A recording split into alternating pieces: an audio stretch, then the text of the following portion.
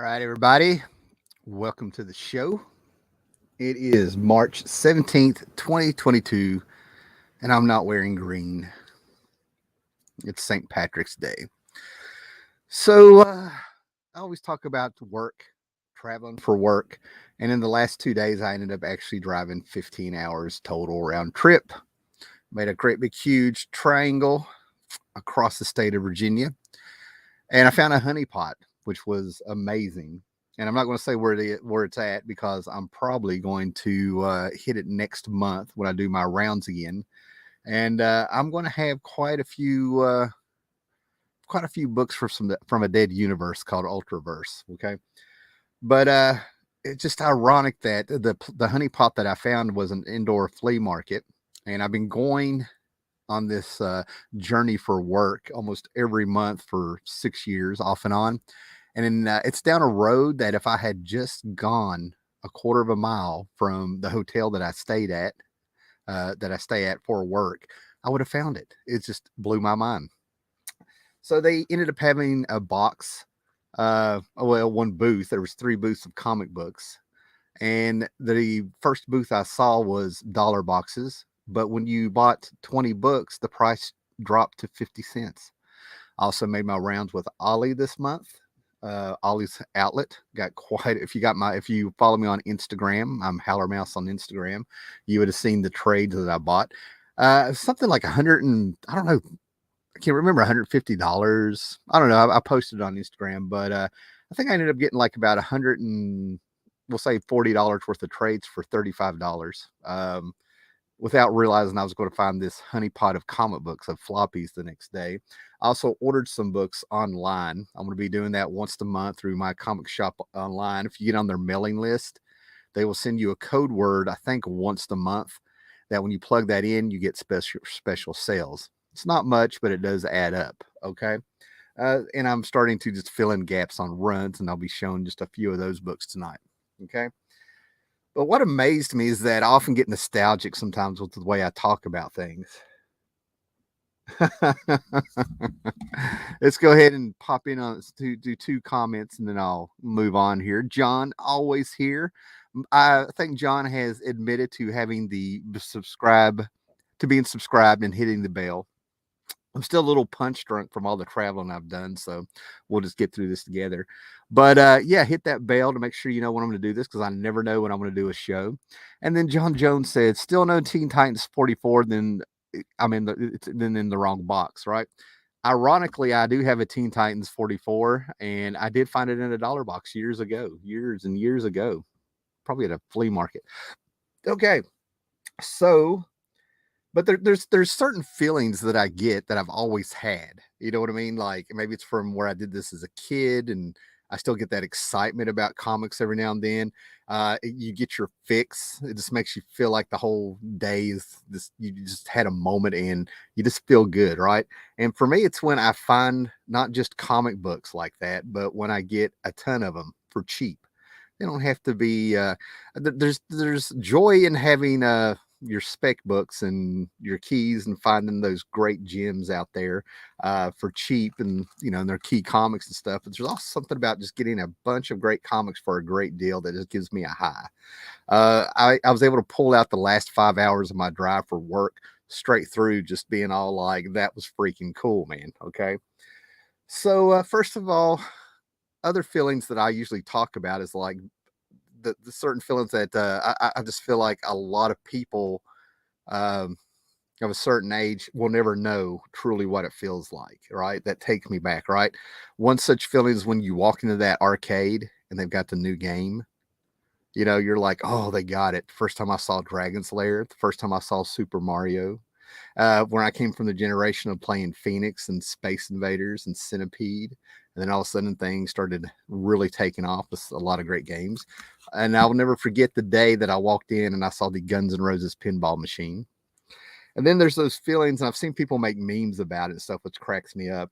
But that feeling that you get when you're hanging out with one of your friends or your brother, and y'all are kids, and you're on the couch and you're watching some movie that's on TV or this really cool television show, and then the commercial comes on. One of you guys jump up to get some sodas, maybe some snacks, and then you hear it's back on, and you do that freaking suicide run and dive over to the couch to plop down and never spilling a drink so you don't miss the show.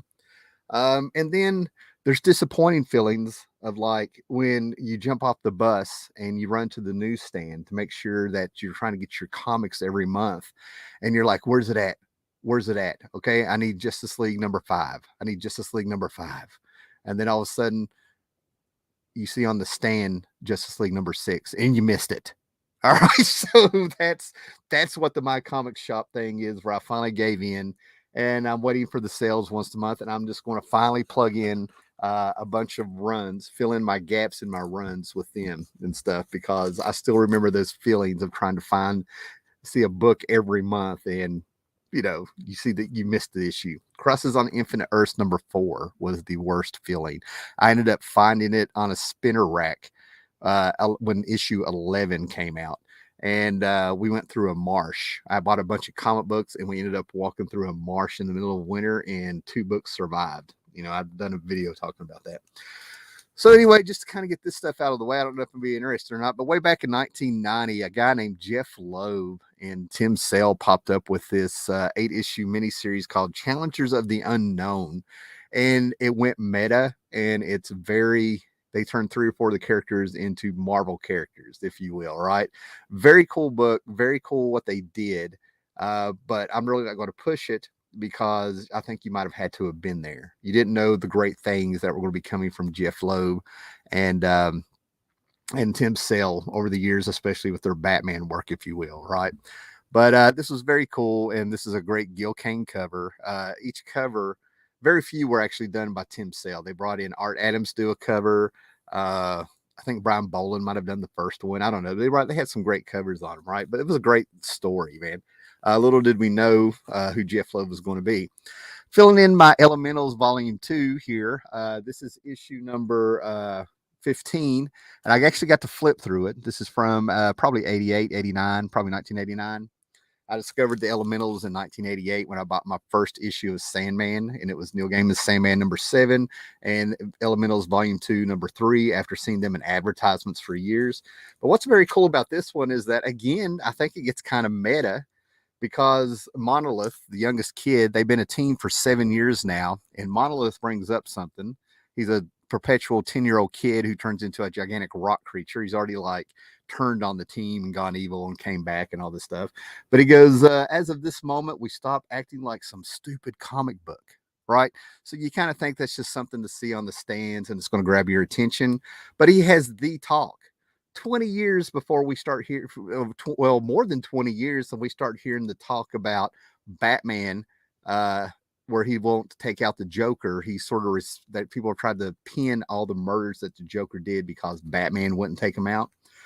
And he says that, he pulls up the comic book in a team meeting, and he's the one pointing out that we've turned into comic book cliches. And they're like, what are you talking about? He's like, well, we've been around for 7 years.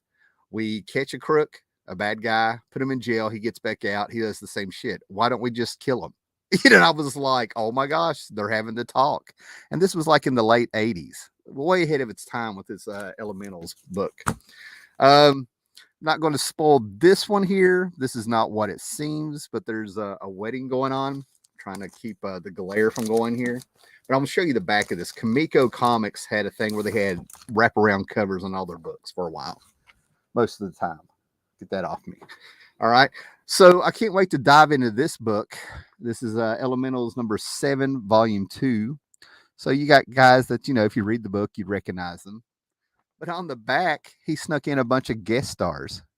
If you know Space Ghost, if you know the Phantom, if you can find Gumby, if you know Doc Savage and Prince Valiant and a few other ones, they snuck them on here. Okay. So I was like very intrigued when I saw that.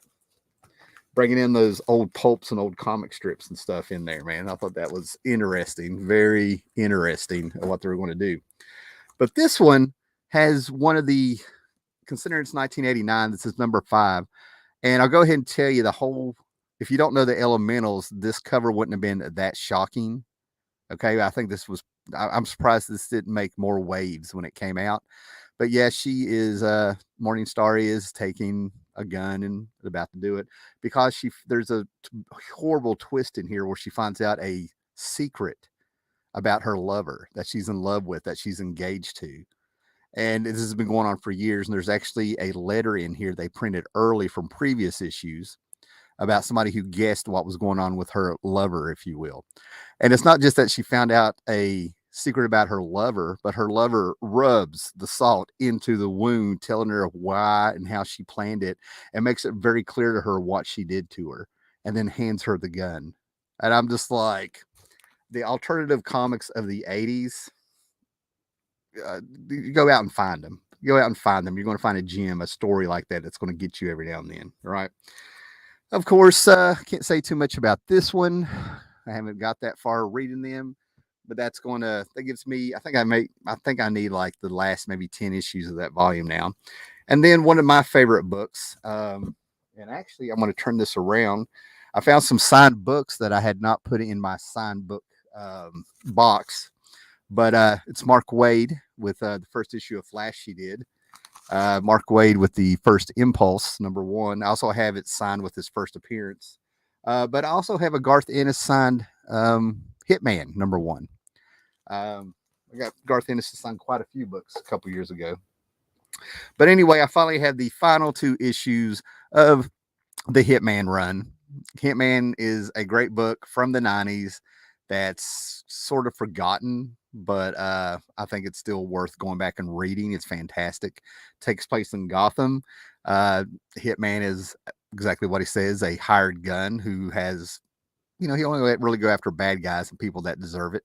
And he was attacked by an alien, and the alien bit him or did something to him. It's been 20 some years since I read the origin in the Demon Annual. It was part of a really bad DC crossover at the time it's very disjointed through the annuals of that year.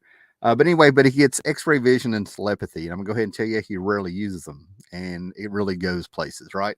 So really, all I need to do is get issue number. There's 60 issues, 2 annuals, a 1 million issue. This is issue 44 and 59. I've had 44 several times, but when I got home, I found out that somebody had put a price tag, all right, stickered right on the book, so that's out the door. And I probably need an upgrade of issue 60. All right.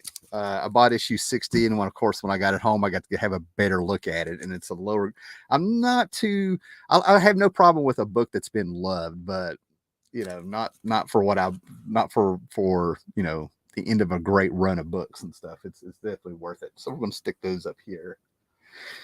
Okay. Let's see who's out here, because we just got started. Man, you guys are just talking it up out here. This is fantastic. All right. Evening, Howler. Great to see you, Prime One Collector. John Jones is all over it. Totally get that feeling a few years back when I finally found Ghost Rider Volume 3, number 77, to complete the run on eBay from Spain. I spent 2 years on eBay UK looking for #1, and then it arrives damaged. Yeah, not cool. Not cool. When Tim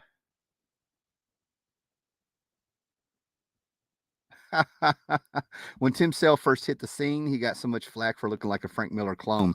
I saw some pinups that he did for Image in the back of some random Image books, and I wouldn't say that he didn't deserve all of the flack, but I really feel like a lot of that was a conscious decision for what he was doing.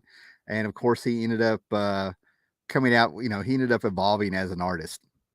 Either he already had that style, or he was able to get into comics and then do what he really does. But I met him a couple years ago, and he had handlers. I guess, Jeff Lowe bring him over to the TV show Heroes, if you remember that back in the day. I think he made some. I think he made some bank. All right, who else we got out here? The Jackson Rorick. What's up, brother? John Jones, man. Hitman, great series. I agree. Actually read it because you mentioned it years ago. Now it's on my recommendation list. That and Moonshadow. I tell you what, man. I love Moonshadow. I bragged on it and stuff, but I finally sitting down to do this reading as I am older. If you guys don't know Moonshadow, it's an epic 12-issue maxi series by John J. Muth and J.M. DeMantis. Diamantes. I'm gonna have to learn how to say his name one day and stuff. And it reads like literature, my friend, but man, is it dark. You know, when I was a kid, it was the artwork blew me away, and the storyline was unique. And now I'm just sort of getting older, and I'm like, ooh, some of that is rough, man, but I still love it. I still love it. I still recommend it. Eric Breen, what's up, brother? Eric Green, he's taking a quick break from the March Madness, man. So you pace yourself, Eric. Pace yourself, man. Yeah. Death Blow definitely looked like Sin City, but I love me some Tim Sale. I think a lot of people also forget that Jim Lee hit an era where he totally ripped off Frank Miller. And I think Frank Miller may have had a problem with it back in the day. But then again, that could have just been a story for to help Wizards sell some magazines.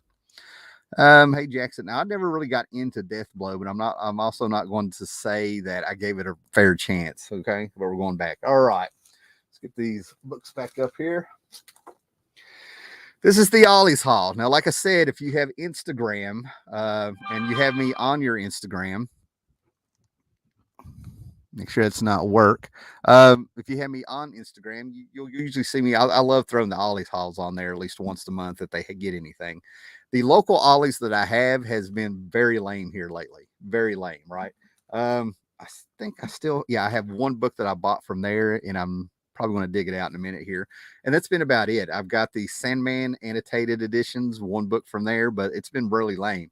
Now, when I travel for work and I hit the one in Withville, sometimes I hit the one in Marion. I haven't been to that for a while. I can name all these Ollies that are around me, but you know, they're quite a drive, right? They seem to get the best stuff, right?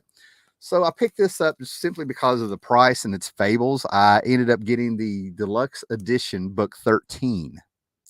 Okay, they've taken fables over the year. Bill Willingham, the guy that did the Elementals and the Ace, the guy that worked at TSR in the Dungeons and Dragons books, drawing and stuff back in the second edition days of the early '80s and stuff.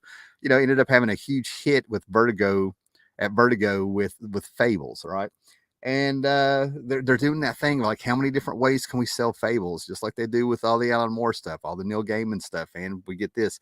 But this was and I take pictures and I put them on Instagram. This is a $30 book for $6.99. Okay, hardback, and this print issues 114 to 129, and there was 150 issues and all kinds of offshoots and things like that came out of this. Beautiful cover. Always enjoyed the work, the artwork in this. And I really haven't read this far into it, but I think this covers some Oz characters and things like that. Originally, I was there with day one with Fables when it came out, ordering it online on my online comic book store. And I was there for 44 issues, and I like rage sold everything when I found out who the adversary was, because I was like, that's lame. I've since forgiven them. And so I have volume 1 of the deluxe edition, and now we get to jump all the way to volume 13. So we'll be putting that up there. Still sealed. Now this one, a lot of people roll their eyes when they come around to this one, and I don't blame them. Okay, because when I describe this next book, I'm not saying it shouldn't have been done, but it's real easy to put out of your mind and act like it doesn't exist, right? There was a lot of hype with it back in 2001, and of course, Frank Miller was patting himself on the back, thinking he shook up the industry. He totally misread the room, in my opinion, one of the few times. I'm a fan. I'm a fan of Frank Miller. I'm not ashamed of it, you know. But what's ironic about this is that this is a Batman story, and it's like almost everything is good in it, except the parts with Batman. I would really like to see an edit of this where you just rip out all the Batman stuff, and what they did with Elongated Man. What he did with Elongated Man was predictable. Okay, I really didn't think. It felt lazy what he did with the man. But this is the here I go, man. Oh my God, the noir issue. Yeah, Batman Noir. Okay, but anyway, this is where they reprint the sequel to The Dark Knight Returns, The Dark Knight Strikes Again, and it's all black and white, so we can enjoy the art. Okay, when the art is supposed to be so good, we can see it in black and white. And they did quite a few of the Batman books like this. I believe they have a Watchmen book that I'm probably going to end up getting that they've done this with. I didn't really follow all the noir editions that came out because I'm just like, how many ways can they make you buy a book? Well, I say that, and then I finally get to look at one, and I'm like, this is great. this is fantastic. You know, I mean, to see the black and whites and stuff. When I was a kid, it was the alternative slash indie books and the Savage Sword of Conan and the Marvel magazines that were in black and white, and you sort of wish some of those were in color. And now I've reached the age to where I'm like, black and white is freaking awesome. It's great. It's awesome. The only thing that I can say that I thoroughly enjoy more in color is Bone by Jeff Smith than I do the black and white editions. You know, the cartoon, I don't know. I digress. We're here to look at my haul. Okay. And then I was very happy to have this because I've only brought out the books one time to read years ago. I am a huge, as many of you are, if you were there, if you were growing up, if you discover them later in life. Okay. But I was there. Well, we didn't have Fox, but I was able to see an episode here and there at friends' house and stuff. So when they came out in DVD, by God, I got them on DVD. When they brought out season 4 and they were showing the Batman animated cartoon series throughout the week, I got to pick up on it. Okay. So I don't want to sit there and say I was right there on the Saturday mornings, right when they started, man. But as we all are, I was huge fans of this, and I loved when Paul Dini and Bruce Timm would get together and do some comic books based on this stuff, man, right? So I was so happy to find this because this 3-issue miniseries was, you know, they ended up being a little bit expensive, right? And I lucked up having them. So I just kind of kept them up, you know, put them up after I read it and stuff, right? So I ended up getting the Batman, Harley, and Ivy miniseries in hardback. This is a $25 book for $5.99. But if you were a fan of all those Batman adventure books back in the day, the annuals are worth a little bit of money. There's a few things that came out of those that are worth a little money. They reprint them inside of this one. Okay. So you get Batman, Harley and Ivy 1 through 3. Fantastic read. Freaking love it. Bruce Timm, Paul Dini. And they collect the other Bruce Timm and Paul Dini books that they worked on, comic books, right? Batman Adventures Annual number 1. Fantastic. Batman Adventures Holiday Special number 1. I think I have that. Batman and Robin Adventures number 8. Batgirl Adventures number 1. Batman Gotham Knights number 14. Batman Black and White number 3. So you just don't get 3 issues in this hardback. You get a lot of the Paul Dini, Bruce Timm stuff that they did in the books. Highly recommend this one, man. This is fun. This is all about fun with comics. Okay. Okay. This is when these are just fun reads, man. Better than anything that's come out in the last 10 years, probably, you know, with tone. Okay. With tone. It's not literature, but with tone. All right. Man, we got some. All right. Man, you guys I love seeing everybody talking in the chat. Deathblow definitely looked like Sin City, but I love me some Tim Sale. Yep, I think I read that. Who's new in here? Architectural foam panels and columns. All right. I did not steal them, but I feel like I did. I'm with you. Squinchel Geek is out there. Long time guy that pops in here and watches the videos and stuff. Let me see. I was about to type that there is a Watchmen one.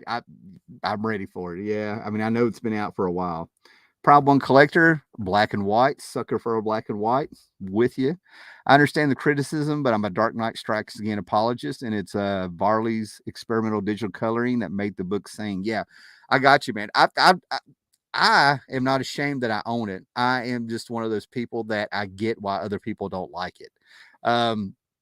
And yeah, I think some of the stuff that he did with the Atom, what he did with other heroes was much more interesting than what he did with Batman in that. And I'm thinking that maybe been by design. You know, we slowly have had Carrie Kelly coming to the forefront, and also what we got here. Okay.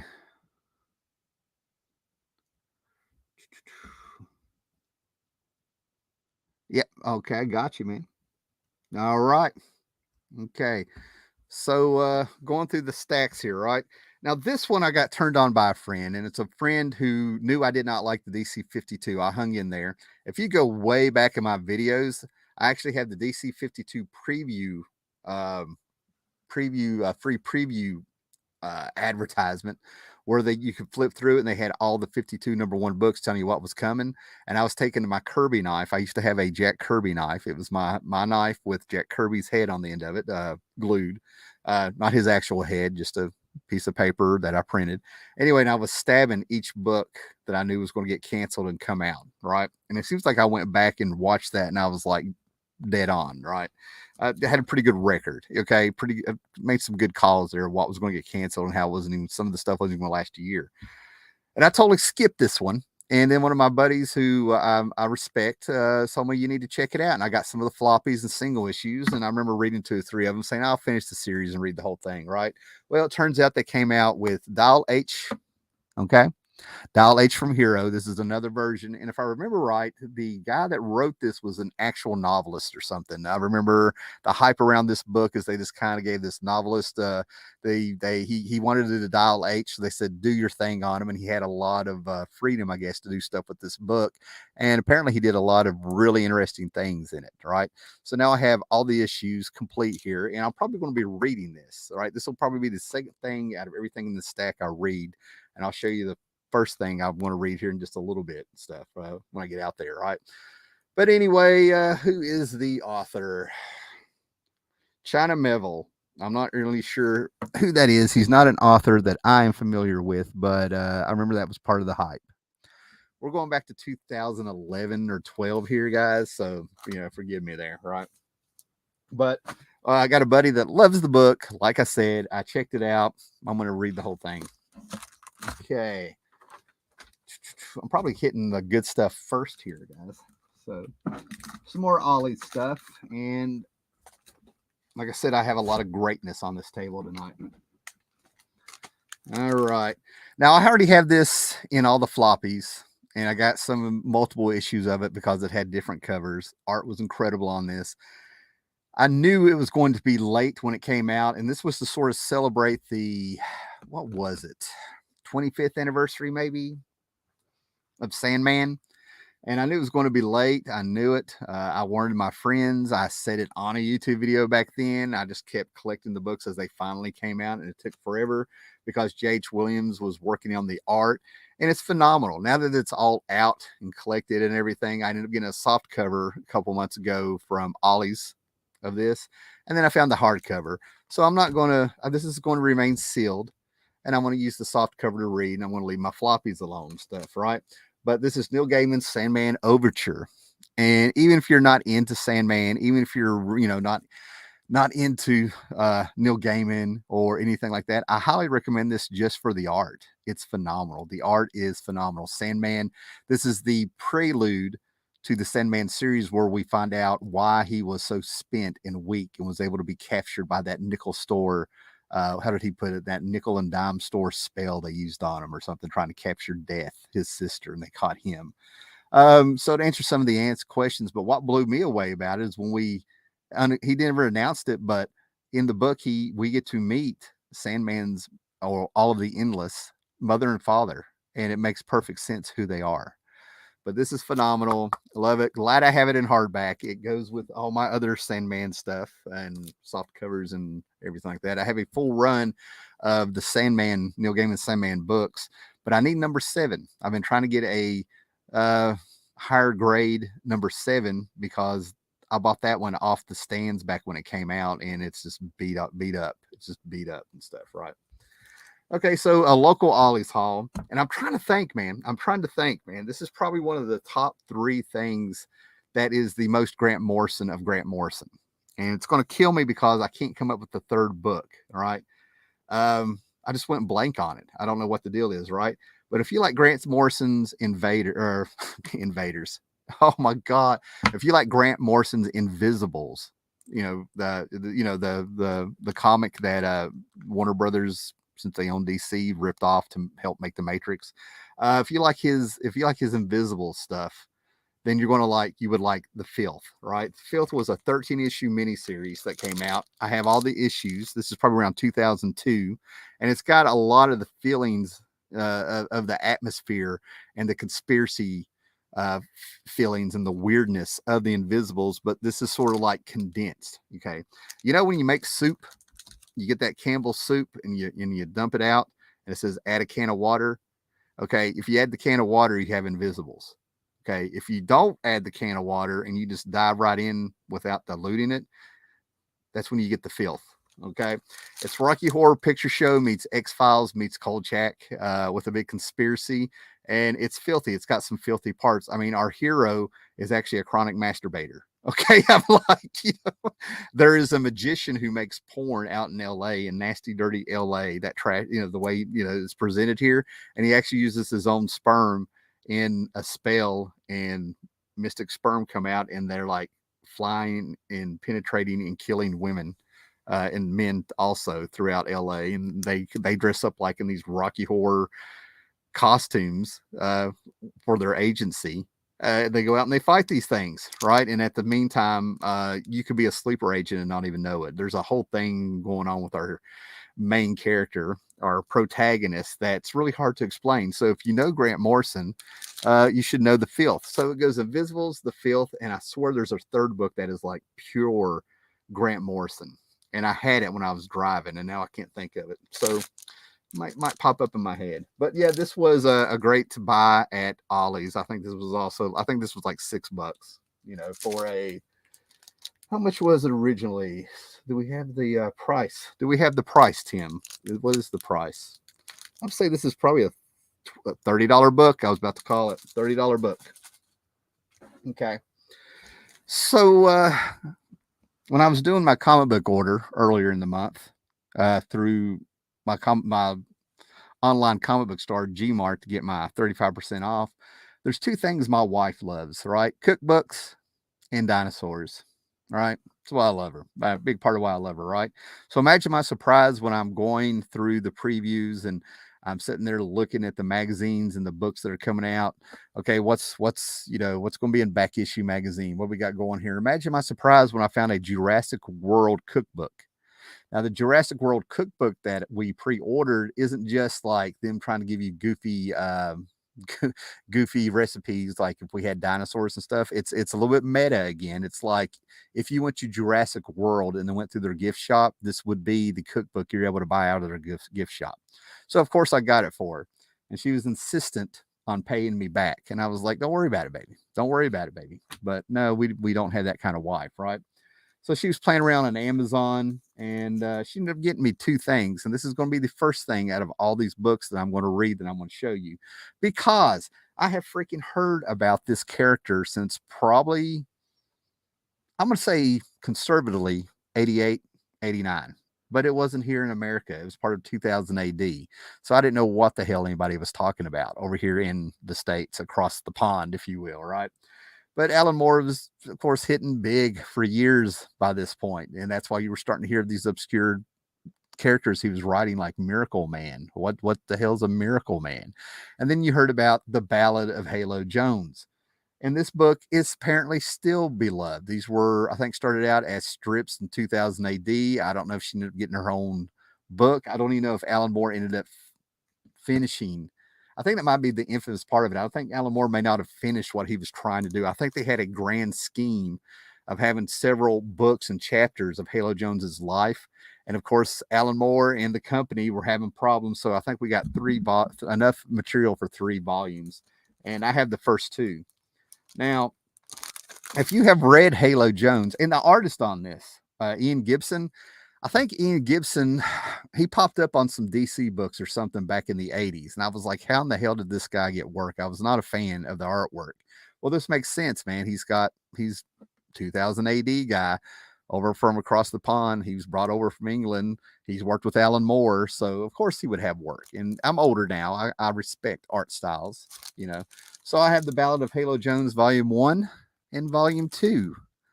I'm assuming these are sci-fi adventures. I heard the word feminism pop in here, but guys, I'm gonna go ahead and tell you, I know the environment and the world we live in today, third world feminism is not what feminism really is. Okay. And that stuff, there was a time and a day in 60s, 70s, 50s, 80s and stuff.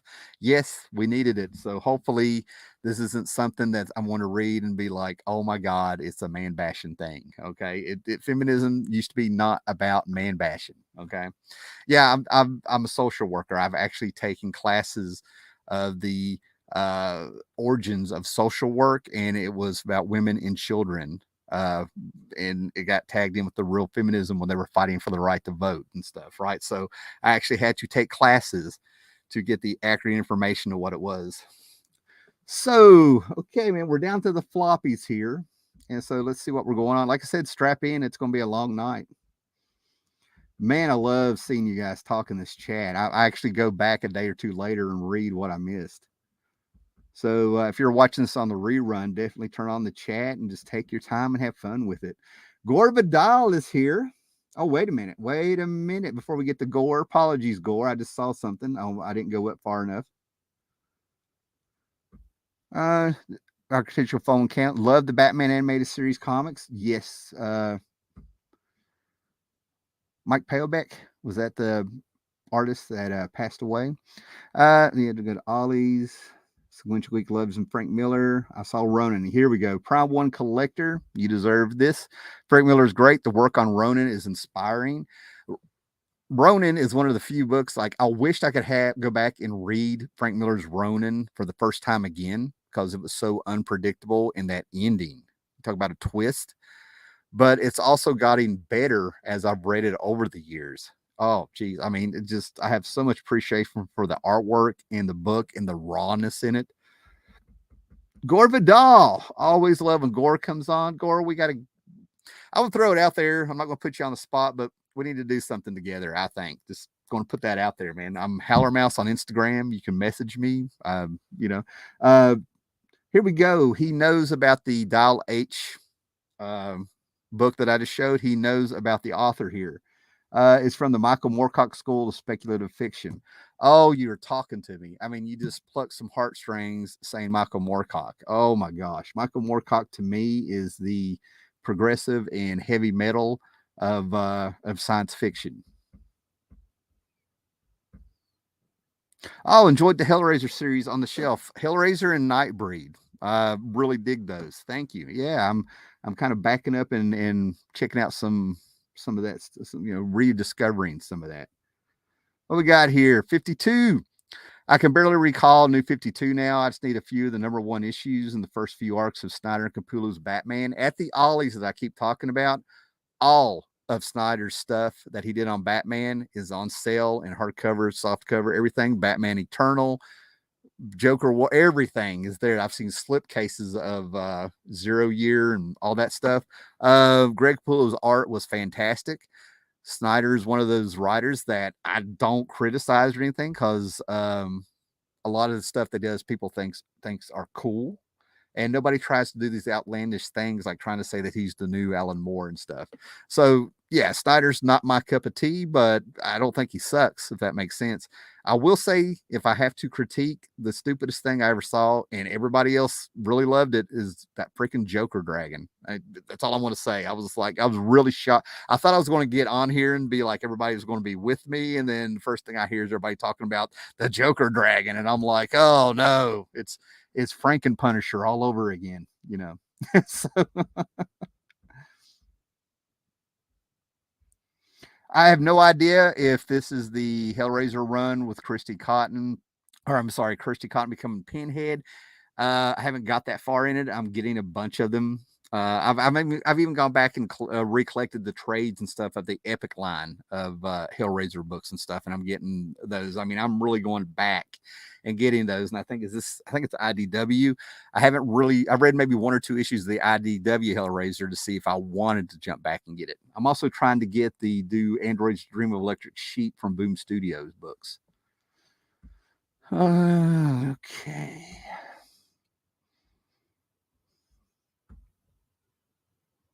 The Filth is great, graphic, and stunning. There we go. The Filth is the kind of thing where, like, if you ever been to a drive-in, if you're old enough to remember drive-ins, and they would have like some bad B movie from the 70s, you'd get home with like you need to take a shower. That's what the Filth does. Here we go. Filth is a riot. We have Filth fans. All right. Nice.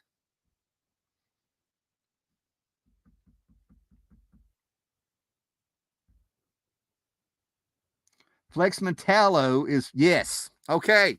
100 cool kid points to Smotlock. I love the Invisibles, the Filth, huge Morrison fan. Flex Mentallo is probably my favorite thing by him. That's the trifecta when I think of the three greatest things Grant Morrison has written that are Grant Morrison. He's written probably more dynamic stories, more exciting stories. But when it comes to like Grant Morrison really pulling from his head, it's like we got a taste of it in Animal Man, but then we got these three books to where you get the real Grant Morrison. Okay, you follow me? Like that's Grant Morrison. I really need to get those Flex Mentallo books, man. Again, I think came out in trade a few years ago. Those were not going to come out for a while, and I actually commented on a thread that Dan Didio did where I was trying to convince him to put out Flex Mentallo and a few. I digress. Yeah, there was a couple years ago on Facebook. I was right there, actually got Dan Didio's attention and was trying to push for a few things, like I have clout or something. Yeah, I gave it a shot.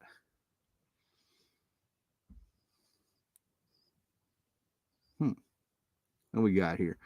We three. I have We Three right over there. We Three is I love We Three. Those animal books, man. We Three, Red Rover Charlie, Plague Dogs, Watership Down.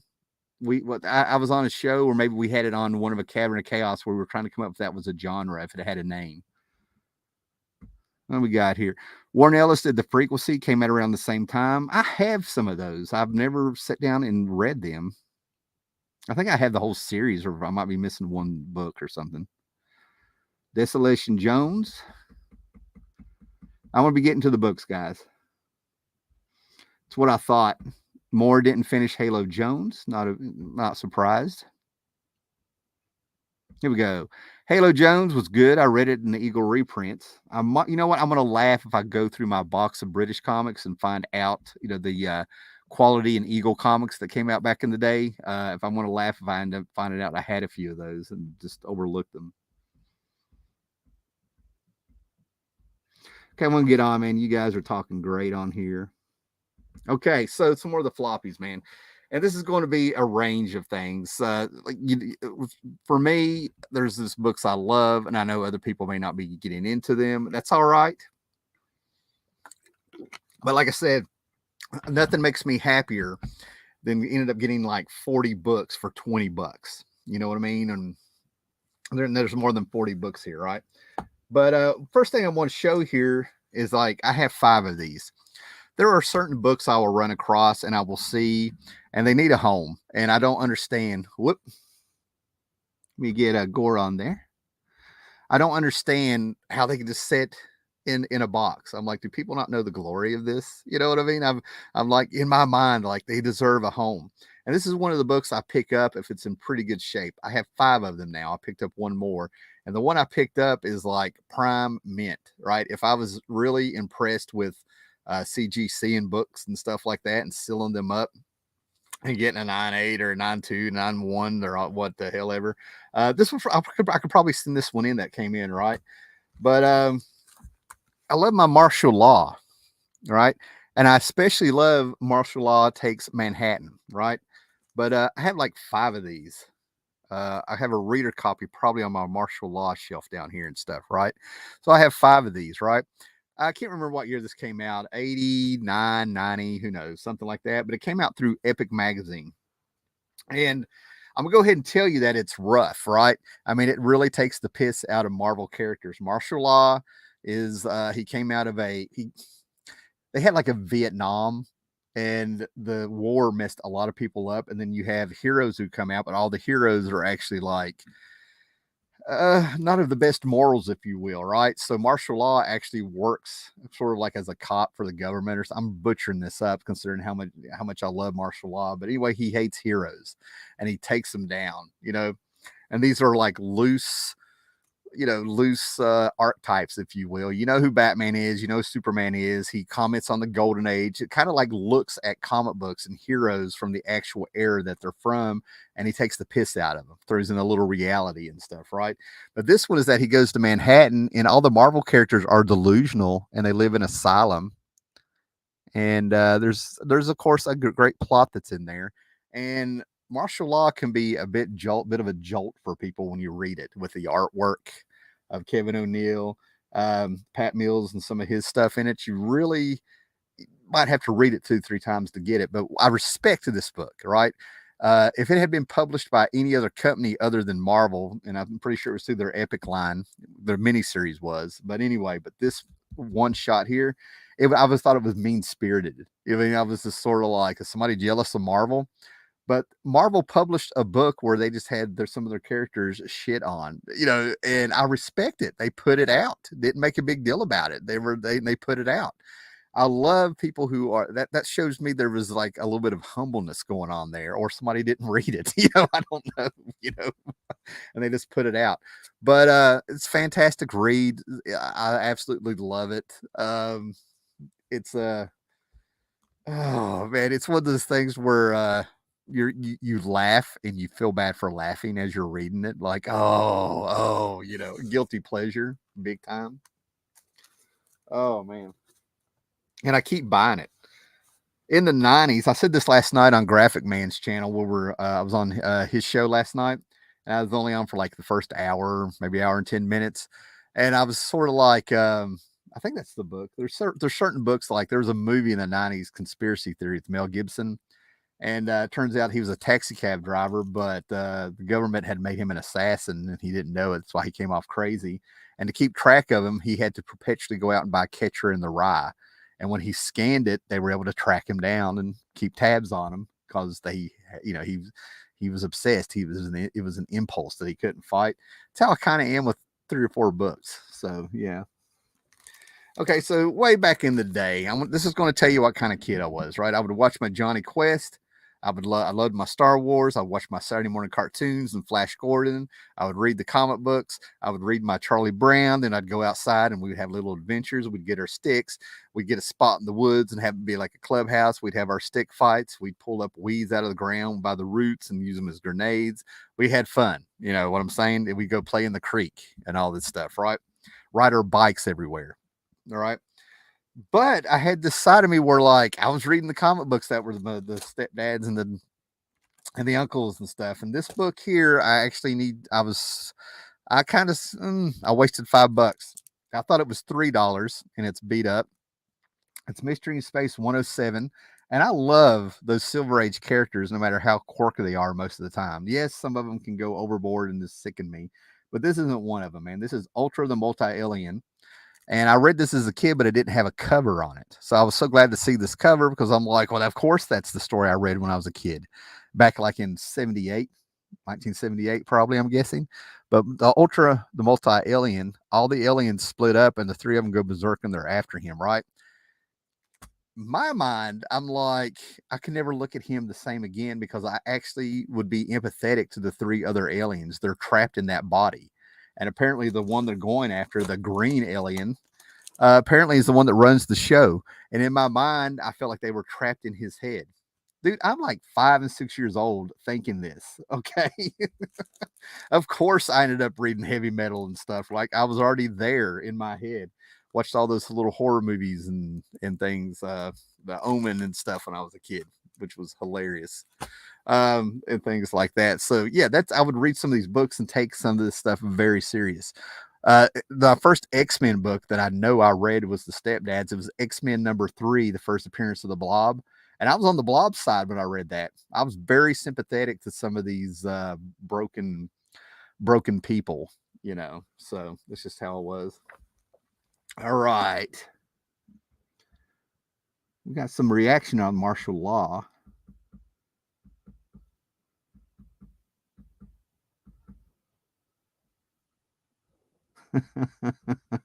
Here we go. The Magnolia Joker Dragon is sick. Yep. Snyder's not my favorite writer, but I agree. I don't think he sucks. Yeah, you get it. You get it. Flex has that art by Quietly. Yeah, I think Frank Quietly did it. Here we go. A lot of Grant Morrison love, a lot of Frank Quietly love. Here we go. What is this? You made a dinosaur reference earlier, Hallowmouse. So Steve Bissett was just interviewed on the channel, Dan Shaheen, today. I found out he did the dinosaur comic, The Tyrant. Yeah, that's a book that Scott Connor on the Cavern of Chaos, and I think Anderson, my friend that I talk about quite a bit, they both like have insisted I needed to read that. And I found like an issue number 1 at a dollar bin and stuff. And I read it and I was blown away. Totally blown away. I don't know if you're in the manga, but I pick and choose my manga very specifically. I'm very picky, but there's a little dinosaur called Gone, and it blew my mind to find out that he was in some video games in the 90s and stuff like that. But totally different tones to the books, and one's more real, and one is more about dinosaurs and the realistic approach to them and stuff, and then Gone. But I find them both very enjoyable, with the art blowing me away at times I didn't expect it. All right, we got some martial law love. Here we go. I have that big martial law collection DC put out. I think it's missing the martial law versus Pinhead 2 miniseries, but it has everything else. I have 2 sets of the 2-issue miniseries of Pinhead. The one that was hard to find was The Mask, Martial Law and The Mask. That was the one that was really hard to find. I was so glad I found it. I mean, even when it came out in the 90s, I think is when it came out, it was hard to find. I don't know if it was, I don't know why. I'm not going to sit here and it blows my mind to think that when I say the 90s, I feel like that was like 5 years ago, and it was the 80s were like 10 years ago. Sometimes, not all the time. Oh, Jambo's here. Jambo Comics. Check him out. He's also on the Fossil show with that Graphic Man runs. Great guy and great background. He has the Vampirella life-size stand-up that, kind of makes me feel funny. All right. What we got here? Somebody just popped in at the last minute. Mario, what's up? Always enjoy your comic work, bro. Oh, thanks, man. I don't know if he's talking to me. Okay. Now, the thing about alternative comics in the 80s and stuff is, I keep going. I saw a lot of advertisements for them, and very rarely would I see something, right? You had these guys in high school, usually in art class. They were 2-3 years older than me or something. They'd be able to pop in with something here and there. And, to me, one of the ultimate, and it's totally because of the way I found it. And it's a life experience thing. It's not a be all end all thing in comic book history. But to me, one of, the top alternative book of the 80s. I mean, you have like so much good stuff, the Love and Rockets, Gore Vidal's here and things like that. But just because of where I found it, the way it came across to me, I think alternative book, I think Teenage Mutant Ninja Turtles, because number one, it sounded silly to me until I actually read it. And then I see the advertisements for Love and Rockets number 1 and wished I could find that. Okay, let me make that clear. Okay, so this is just an opinion. This is not fact or comic book history, right? But what was so funny is I started seeing advertisements. It's like the Teenage Mutant Turtles slowly were hitting big across you're starting to get the buzz from other people that read comics, and then in the little advertisements, and then those little catalogs where you could order your comics out of the comics, those catalogs that were in the comics, like Mile High Comics and stuff. And then it started getting derivative, and everybody came up with something. The only one that I'm going to excuse out of that until I read it, because I like Tim Truman, is Time Beavers. But we ended up coming up with some very silly stuff, man. I think there was 3 issues of this. The geriatric gangrene jujitsu gerbils. Okay. This is the stuff that would get put out of nowhere, right? And then we had the adolescent black belt hamsters, right? I ended up double dipping when I got these. Now, these were all 50 cents a piece. For you guys that are jumping in, I found a honey pot on my travels for work. And I found some dollar boxes at an indoor flea market, 3 different booths and stuff. But the main one is that if you bought 20 comic books, the price dropped from $1 a piece to 50 cents a piece. So I'm showing off some of the haul that I got. But I ended up double dipping the adolescent black belt hamsters. And if I remember right, I think that like 1 book a year came out of this. And this is the one where people are like, you need to be more forgiving and reread this, Tim, and give it a chance and stuff, right? I'm like, all right, we'll see. Now, this is one where I think you might have been watching me. If you were watching me live, you might have seen like my stomach drop. Okay, a little bit when I saw something that had happened. When the Ultraverse was just kind of hitting big in the late 90s, or mid 90s, we'll do it that way, the mid 90s and stuff, you had Barry Windsor-Smith at Valiant. You had, then he jumped over to Defiant, comics, and then he came to the Ultraverse, right? He was all over the place. He was doing his indie stuff. He was popping up an Image here and there, right? And then he came out with a book named Rune that I absolutely love, right? Love Rune. It's I'm so glad there's only like 6 or 7 issues with his art in it, and I think I have them all now, right? But they had a crossover that was coming out. They had 2 crossovers, Rune and Silver Surfer, which I think came out after what I'm about to show you. But they had Rune and Conan. And I'm like, I think I was like 21. And I'm sitting here like, God, Conan was in the house when I was a kid. The magazines, the pulp novels, Conan was a big deal in my house, right? It was really weird to see the stepdad and the uncle. Well, I think it was more the stepdad to kind of quote Conan out of the books every now and then. I'm not making that up. I was so glad to finally get a little bit older and read the books and figure out what the hell he was saying and talking about, right? But anyway, so I'm sitting here like trying to tell people that like Windsor-Smith is coming back to Conan. Well, lo and behold, I keep forgetting that people didn't collect comics or had them available like I did as a kid, and their Conan artist was John Buscema. They had no idea who I was talking about back in the day, right? So this one shot came out, and I was so excited because it's Barry Windsor-Smith with a character I loved at the time, Rune. And of course, he was a Hyborian age vampire, is what it felt like in modern day, But anyway, but it was Barry Windsor-Smith back on Conan. I thought this was going to be huge, and the artwork is beautiful in it, and it's a great story. Little did I know that when I was showing it off online on a show or something like that, I looked down and my copy that I had carried around since it came out had been super damaged. Like it had been dropped at some point and I didn't realize it. So while I was live doing this, I was like, oh God. Well, anyway, for 50 cents, I got a replacement in better shape than the one I have. And then I also found the part 1 crappy part that Marvel did.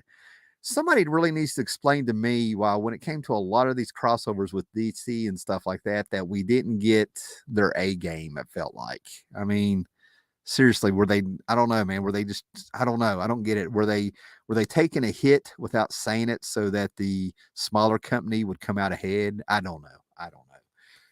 DC does it also, man. That Spawn Batman crossover was fantastic. But when you got the Batman Spawn one, I'm like, what the hell is this? Okay.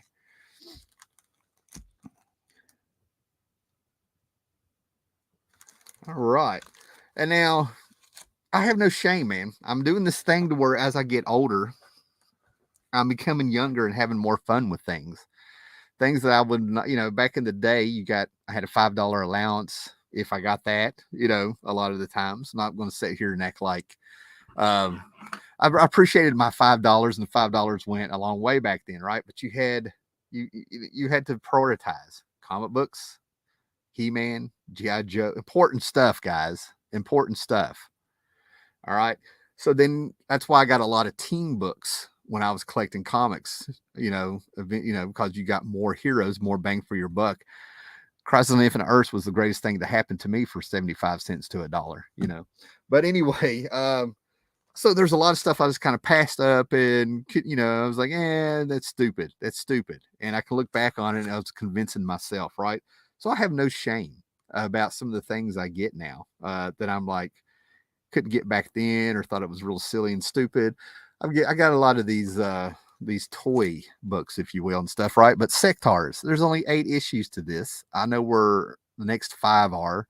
And my brother lived with his grandmother. I had a stepdad. It was his real dad. So he went when he was 6 years old. He ended up living with her, and he got all the good toys. He got the Voltron, the Sectaurs, everything. If it came out, he got it. It was his. So I would play with his toys, and I might have 4 or 5 little GI Joes over here, a little Yoda missing his stick, but I still have the orange snake, and I have a Manny faces, like from He-Man and stuff.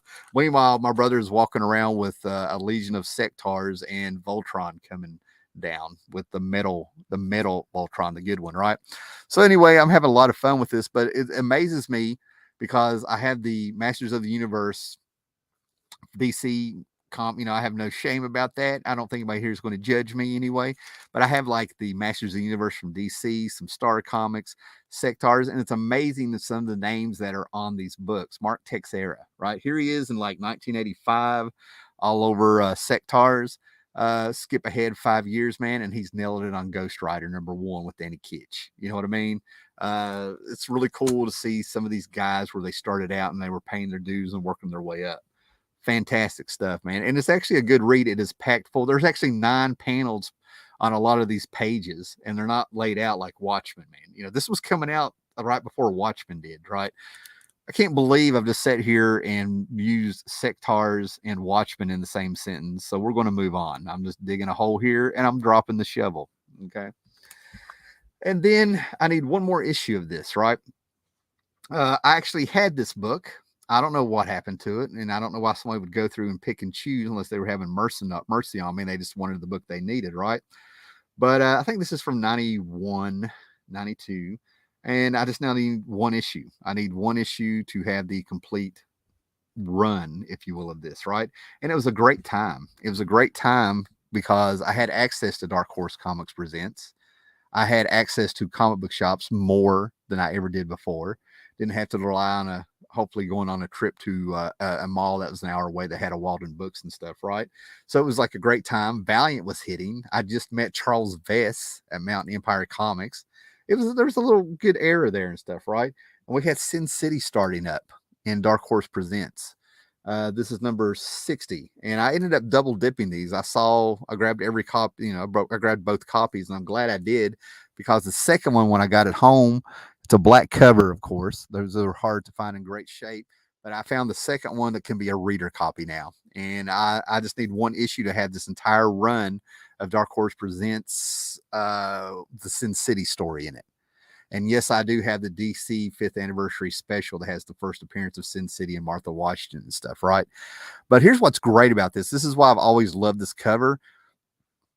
When I would sit around doodling in middle school and high school, this is the kind of crap that would take over my notebook.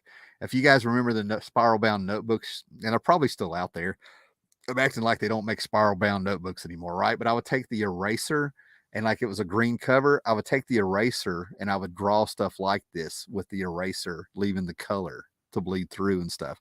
So when I saw this Dark Horse Presents cover, of course I wanted it. I was like, oh, wow. 2 of those. That's an issue 60, and this is 61. So I need issue 59 to have the complete run of Dark Horse Presents Sin City story. What was also great about this is that John Byrne's Next Men was starting out in this at the same time. So the Dark Horse Presents was just nailing it there for a little bit. I mean, they went from Predator and aliens, they had aliens. They were having aliens and concrete and stuff. And all of a sudden, here's Miller returning from Hollywood, jaded after what happened with RoboCop 3, saying that I want to make a comic they can never adapt into a movie. That's where Sin City came from. Heavy Will Eisner influence. Heavy. Now that I've read more Spirit since then, it kind of took some of the out of Sin City when I read the Spirit stuff, and it's so obvious now. Good stuff. Good stuff. Here we go. What we got here? Do a little bit more comments. We got plenty more books to go through, guys, if you hang out here.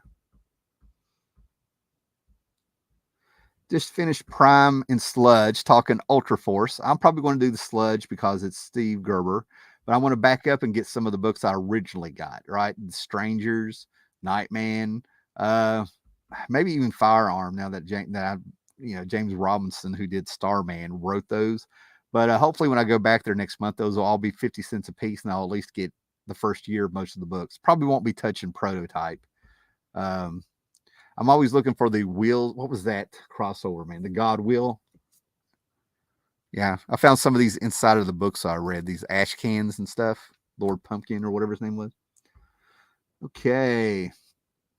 Rune was so good, but it was, yep, and it was, yeah. Going down here. Ultra Force. I got a few Ultraverse books this show here.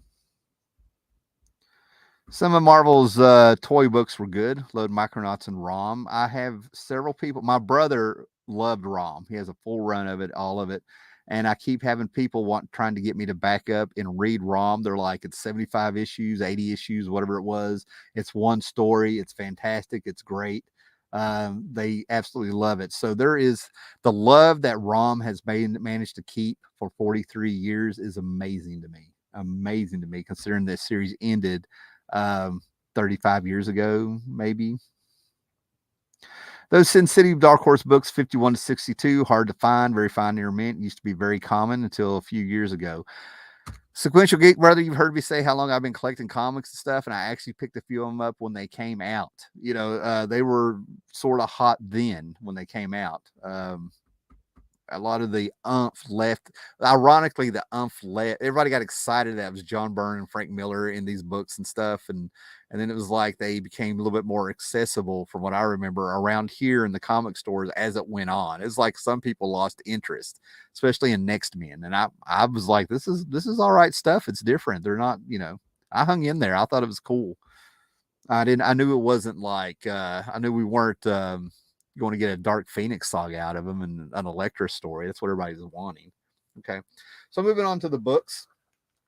Okay. And I've said this many times, man.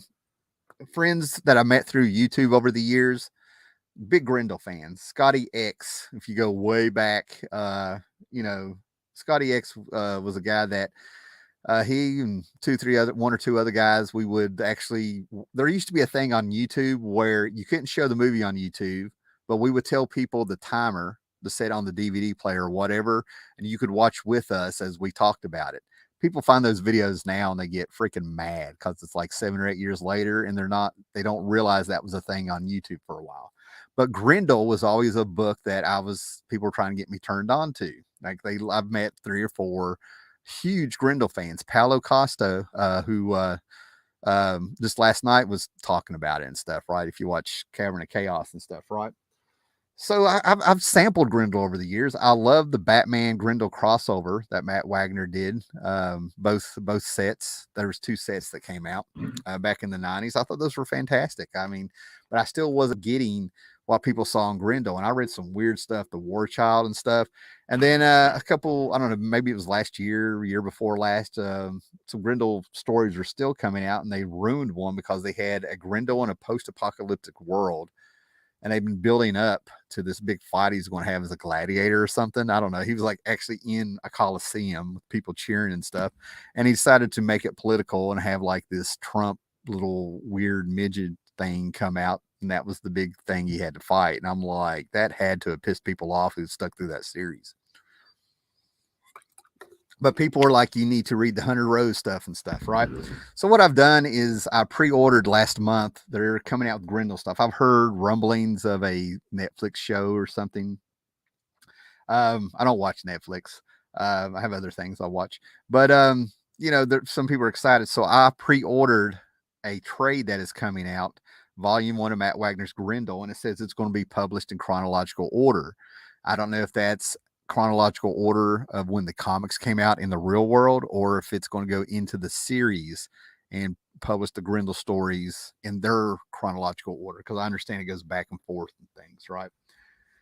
So one of the things about Grendel I remember reading about was how at some point it became like a cult or something, and they would actually rip the babies out of the women and put them into the men. And that was in the 90s. I read something about that and stuff, right? I don't know what it was. So I just did not understand what Grendel was about. So now I have some more issues. I have a few of the Kamiko issues in the 20s, maybe one in maybe issue 16 and some stuff like that. So I found these. I think, like I said, I think these came to 50 cents a piece now, right? So I got the Kamiko series, 3 through 12, and there's more there. So I'm going to sample these going back into the 80s. Okay, these are Kamiko had wraparound covers, of course. Some people may get excited when they see these. Grendel, just like I said, the little bit that I got to sample and stuff never really grabbed me. But there's people that have agreed with me. Eric Breen did last night on Graphic Man channel, and there's people that are like in love with it and stuff, right? So I'm just going to sit down and figure out what this is all about. That glare is horrible. Yeah. These wraparound covers or something. I'm not going to show the back of them, man. But anyway, 3 through 12 of the Grendel series. And I get to sit down. Now, what's wild is the other issues of Grendel that I have later on in the series. I like the storytelling techniques that Matt Wagner was doing. I'm also a huge fan of Matt Wagner's Mage. That's the story. There's 3 arcs 3 complete series take place over the decades as he ages in real time.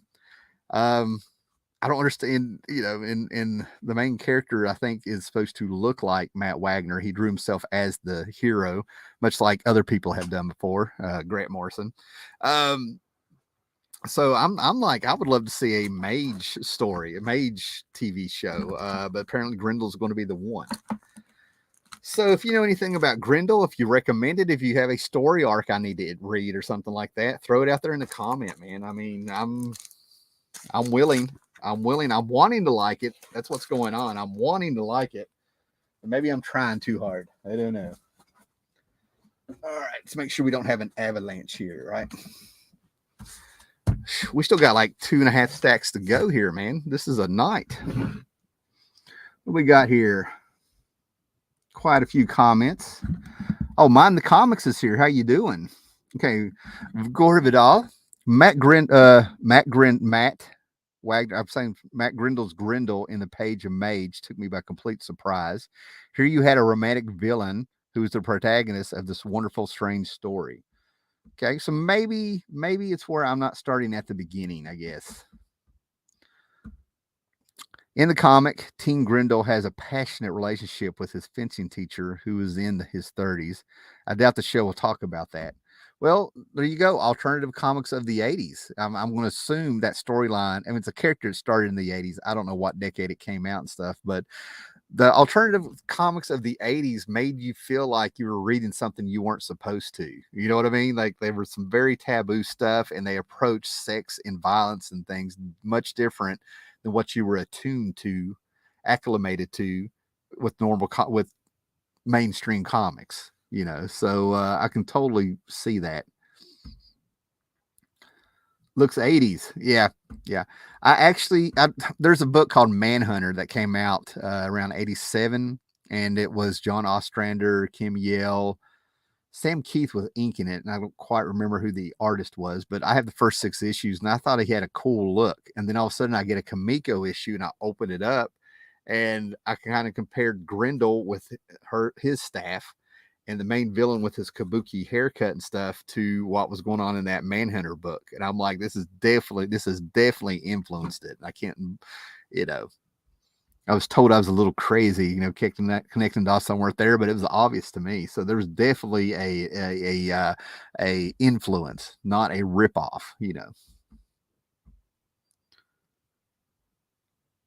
Okay, what do we got here? Mario Hernandez. There's some really cool history of Grendel on YouTube. Okay, I want to try that. I just hope it's not by to certain channels that just kind of get on my nerves. I don't really get into storytelling YouTube channels where they just, storytell basically what somebody else has done. Hey, Simply Incredible Podcast is here. What's up, brother?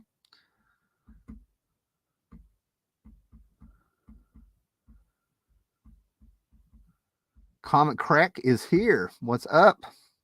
You need to get back and watch some of the beginning on the rewind.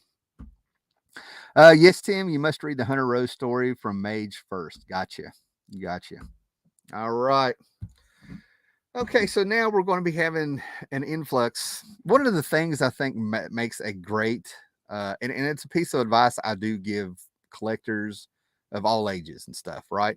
Over the years, I've popped up Commandy, or we've had mutual friends that would pop up some Dell and Gold Key books and stuff, and they could kick themselves for being Marvel zombies going all the way back to the 60s and early 70s and early 60s when they were kids and stuff like that. I ran across a lot of those guys in the early 2000s on comic boards, message boards and stuff online around 2001 up to about 2005. Just finding out there's a variety of comics that were good and stuff, right? So one of the big things that I always kind of tell people is a good collection, a very satisfying collection. Not maybe it impresses people, maybe not, but I feel like as a collector, you need to have a variety of books in there. You need to sample things, get out of your comfort zone, try other genres, play around with it, have some fun and stuff, right? So that's kind of how I approach this stuff, right? And then there's things I also look back on and I'm more forgiving of. And in the last 5 or 6 years of modern comics, it's no secret. I've been not impressed, and I've been able to save money, and it goes elsewhere, right? But one of the big things I've said that I have been told that made people think a little bit is that like modern comics make new universe books look like fantastic stuff, and I don't think that's fair. There were some new universe books that came out that I thought were fantastic, and then there were some that you were just sort of like, oh, that's bad. Kickers Incorporated, like it should be like the worst series ever. Not really, not really. But anyway, there's collectors out there who have a variety of stuff, but they have a section in their collection. I saw these guys in the late 90s and early 2000s, and they were collecting companies that went out of business going back to the 70s, or had very few books and stuff, right? But it's Dead Universe collectors. Okay, my favorite Dead Universe is the Defiant Comics. They didn't put out that many books because of a lawsuit with Marvel. Defiant Comics actually lost, but they used up all their revenue fighting the court battle, right? But then we go back to the new universe. It's got a beginning and an end. So I've decided I'm going to be going back and filling in gaps and completing a Dead Universe, the new universe. And this is the 2 prestige format books that did not hit newsstands, as far as at least in my town, but they ended up ending the series with the universe with the draft and then the war, right?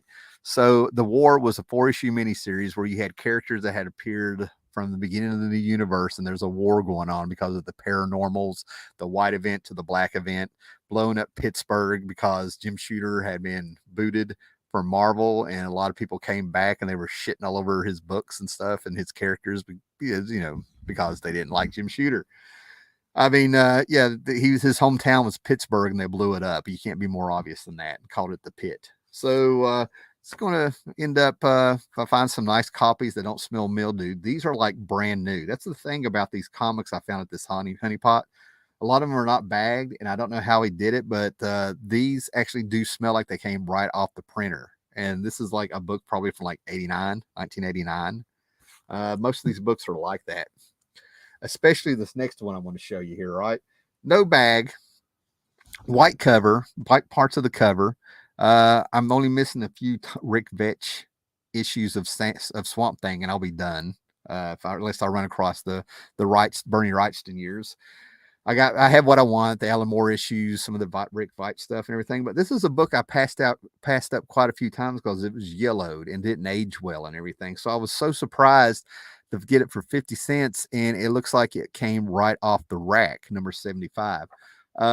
Rick Veitch did some very interesting stuff with Swamp Thing after Moore left. It kind of felt like he was being groomed to take over the book because he did write an issue or two during Alan Moore's run. And he really got on his feet pretty fast. There was a few awkward issues, and then like the guy just nailed it. Okay, just nailed it. And he was not new to comics. That's the whole thing about Rick Veitch. And he was not new to comics by the time he was on Swamp Thing. I think he just got a lot more attention then.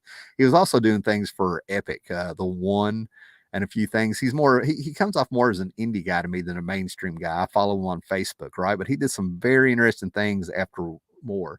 But like I said, my biggest thing was this is just such a great era of comics. It's no secret I'm more of a DC guy than a Marvel guy. And when it comes to Marvel, I'm more about digging certain characters more than as a whole what they do.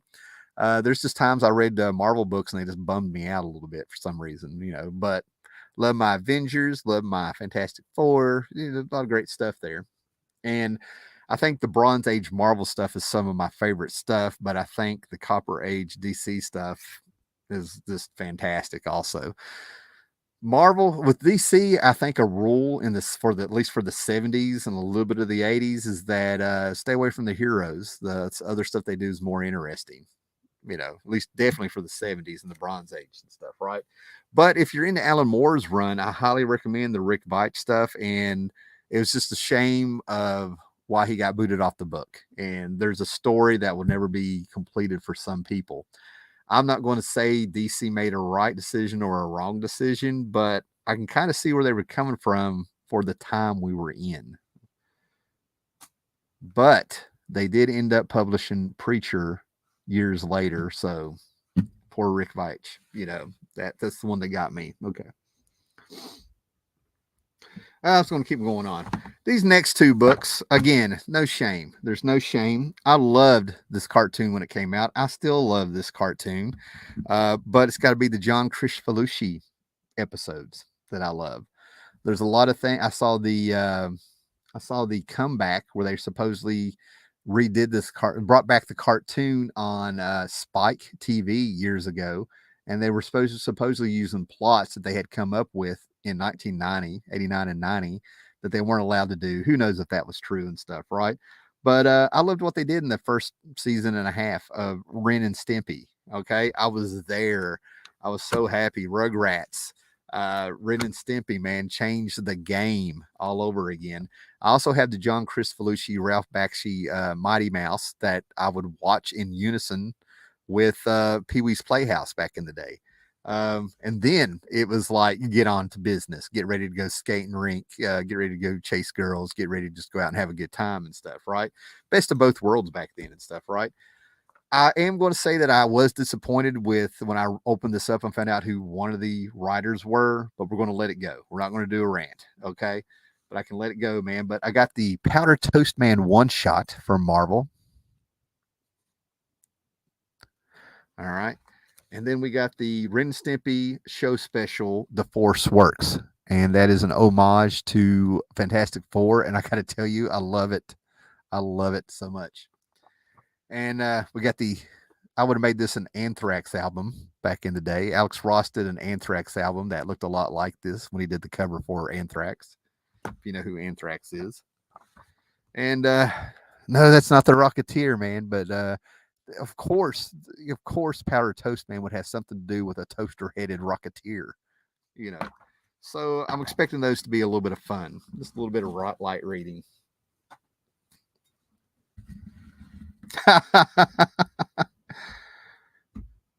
Okay, I'm not going to confirm or deny this. Just look at the shit-eating grin on my face.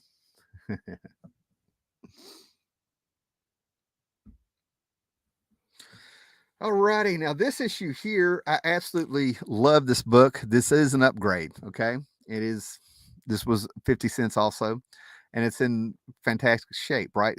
But you're like, Tim, that's a John Byrne cover, but it's part of that awful Atlantis attacks storyline that went through the annuals back in 1989, right?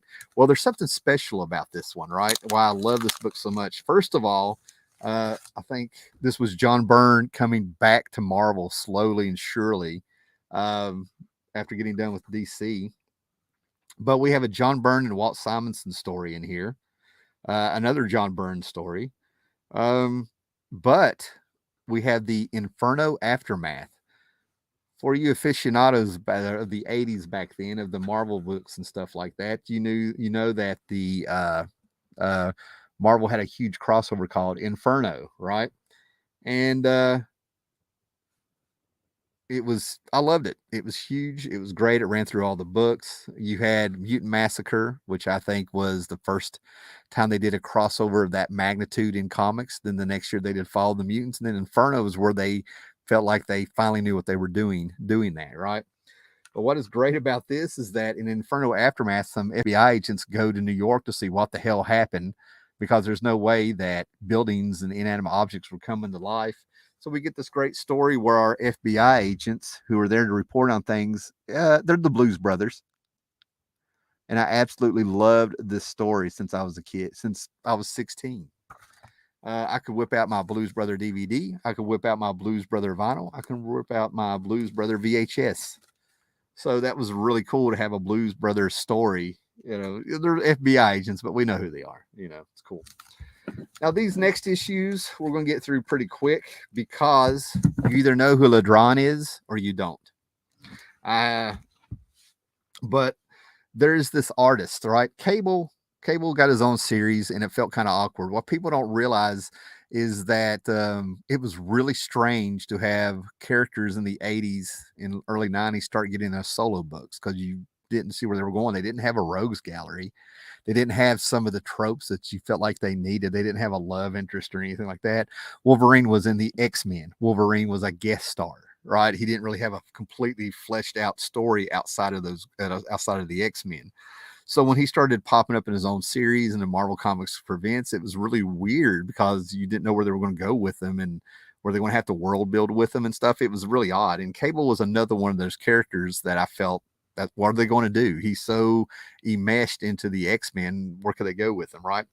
Well, a lot of people loved a lot of the Cable stuff that came out and how he bounced around the X-Force. I mean, the Cable to me is the character. A lot of people grab onto Rob Liefeld's Deadpool, and rightfully so. And he's huge. I'm not even going to play like he's not or anything like that. But when the comics were coming out, my brother, who is 4 years younger than me, just that a bit of youth and difference, he really had his pulse on what the hot comics were going to be. So of course, he jumped on the Rob Liefeld, and he got the first appearance of Cable. And to me, Cable is the character that ushered in the 90s for the whole comic book, for comic book history, and that's kind of rubbed some people raw when I said that. And there's some people that really at least thought about it, and it's there. That is also why Cable was actually in Kingdom Come. Magog was loosely based on Cable with his look and everything, as everything that was wrong with comics through the eyes of Mark Waid and Alex Ross, I guess, in the 90s, where, what was going on, and he ended up becoming popular also, so there you go. But anyway, there was a character that they had a lot of great artists, Ian Churchill and stuff that came on here. They pulled a lot of great characters in and out. And I really started paying attention to it when they had James Robinson come on for about 6 or 7 issues, I think. And then they had an artist that came on here called LeDroit.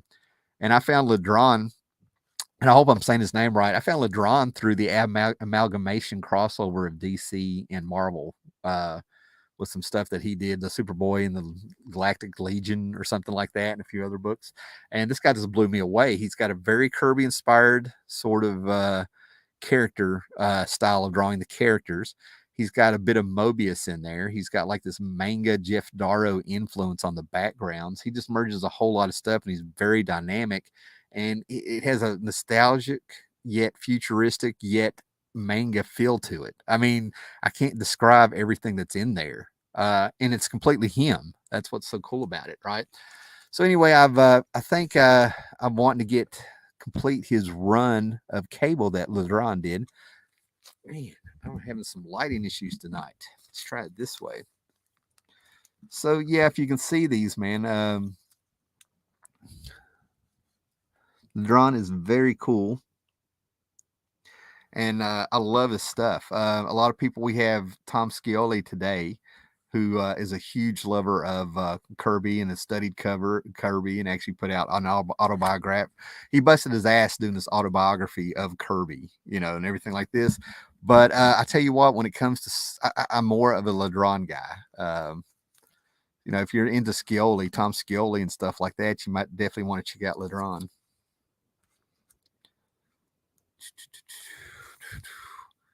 But I tell you, man, it's like I just look at his artwork and I just want to study it. I mean, he really gets my attention. Got Kirby's figures with Mobius faces while he's doing his own thing. You look at this. He draws those. He's just so dynamic, and he's able to draw in a way. That's one of the tricks with Kirby that people have tried to figure out if it's a trick. But he's another one of those artists that is deceptively, it looks simple, and then you really get into it. Kirby never drew anybody not in motion. That was the thing. Even when they looked like they were static, just waving, you're capturing a moment before or after they started moving. He had an eye for it. He knew how to capture those moments, and LeDroit has that. You've got the Spider Boy and Galactic Guardians, or the Legion of Galactic. I can't remember what the amalgam issue is actually called, but it's Spider Boy. It's in the second DC Marvel crossover, the amalgam comics. But he has this fantastic. He drew so many characters from so many different eras of the Legion and Guardians of the Galaxy merged. I mean, it was just amazing. It felt like he was having a good time. It felt like he was having a really good time. I don't know what happened to LeDroit. Seems like I might have heard something a few years ago. All right, going back to the 90s again. And what I love is that there was a point in time where it felt like comics had planted a few seeds of their own. Squadron Supreme being the big one. When Squadron Supreme was coming out, Watchmen was also coming out or getting ready to come out, and they kind of crossed over a little bit about when they came out, and you could get Mark Grunwald's Squadron Supreme on newsstands. So that was my Watchmen. I didn't have access to Watchmen. It'd be 1988 before I read Watchmen. But Squadron Supreme is the one that later on was people had been influenced by it later on. Kingdom Come was a huge influence. Got a huge influence from Mark Grunwald's Squadron Supreme, and so did this next book, The Authority. When The Authority came out, this book was hot, huge. Everybody was talking about it, and I'm filling in gaps for the Warren Ellis and Mark Miller runs of this book that came out. Right, Warren Ellis, love him or hate him, you can separate the art from the artist, if you will. But my favorite stuff for Warren Ellis' stuff is where he had this little corner in the Image universe, in the Wildstorm universe. He came on Stormwatch. He came on to Stormwatch, changed everything, and slowly turned them into the Authority. Then the Authority just like took off, had people blown their mind. It was proactive heroes deciding they were not going to wait for the bad guys to do stuff. They're going to go after them now. And Brian Hitch was doing the artwork, and it just built up from Stormwatch. There was, they canceled Stormwatch, came out with 11 issues, had a few one-shots, and then all of a sudden we had the Authority, and people were just all over this stuff, right? So I'm filling in my gaps, and Ellis did the first year, and I've had friends, Comic Quarter 410, if you remember him, and I had Charlton 66. They ended up mailing me some trades of the Warren Ellis Stormwatch stuff and everything like that over the years, which was fantastic. And that made me want to go ahead and check out the Authority. I'm a little contrary sometimes. Sometimes something can hit so big that I start looking the other way because I'm like, this is done. This is flash in the pan. A little bit of that did hit with the Authority, but it still holds up when you read the book. The quality of the work holds up, which I think is great. What's wild is that the band U2, they had a video, and I want to say that the video was called Elevation, and you have to go watch the music video for that, but it's highly influenced, in my opinion, for what they did in the Authority. They actually had the band floating in the air at an angle, a worm's eye view that is straight out of what you see in a panel or a splash page of the Authority. I was just sort of like watching that, like somebody reads comic books. Yeah, you get an eye, either, when you delve into the secret world of comic books and you're really into it and stuff, sometimes you'll hear a horse you'll hear hooves, coming at you. And the normal people will say that's a horse. And then some people will say it's a zebra. And that's what you got to be careful of when you start seeing things and you're into this stuff.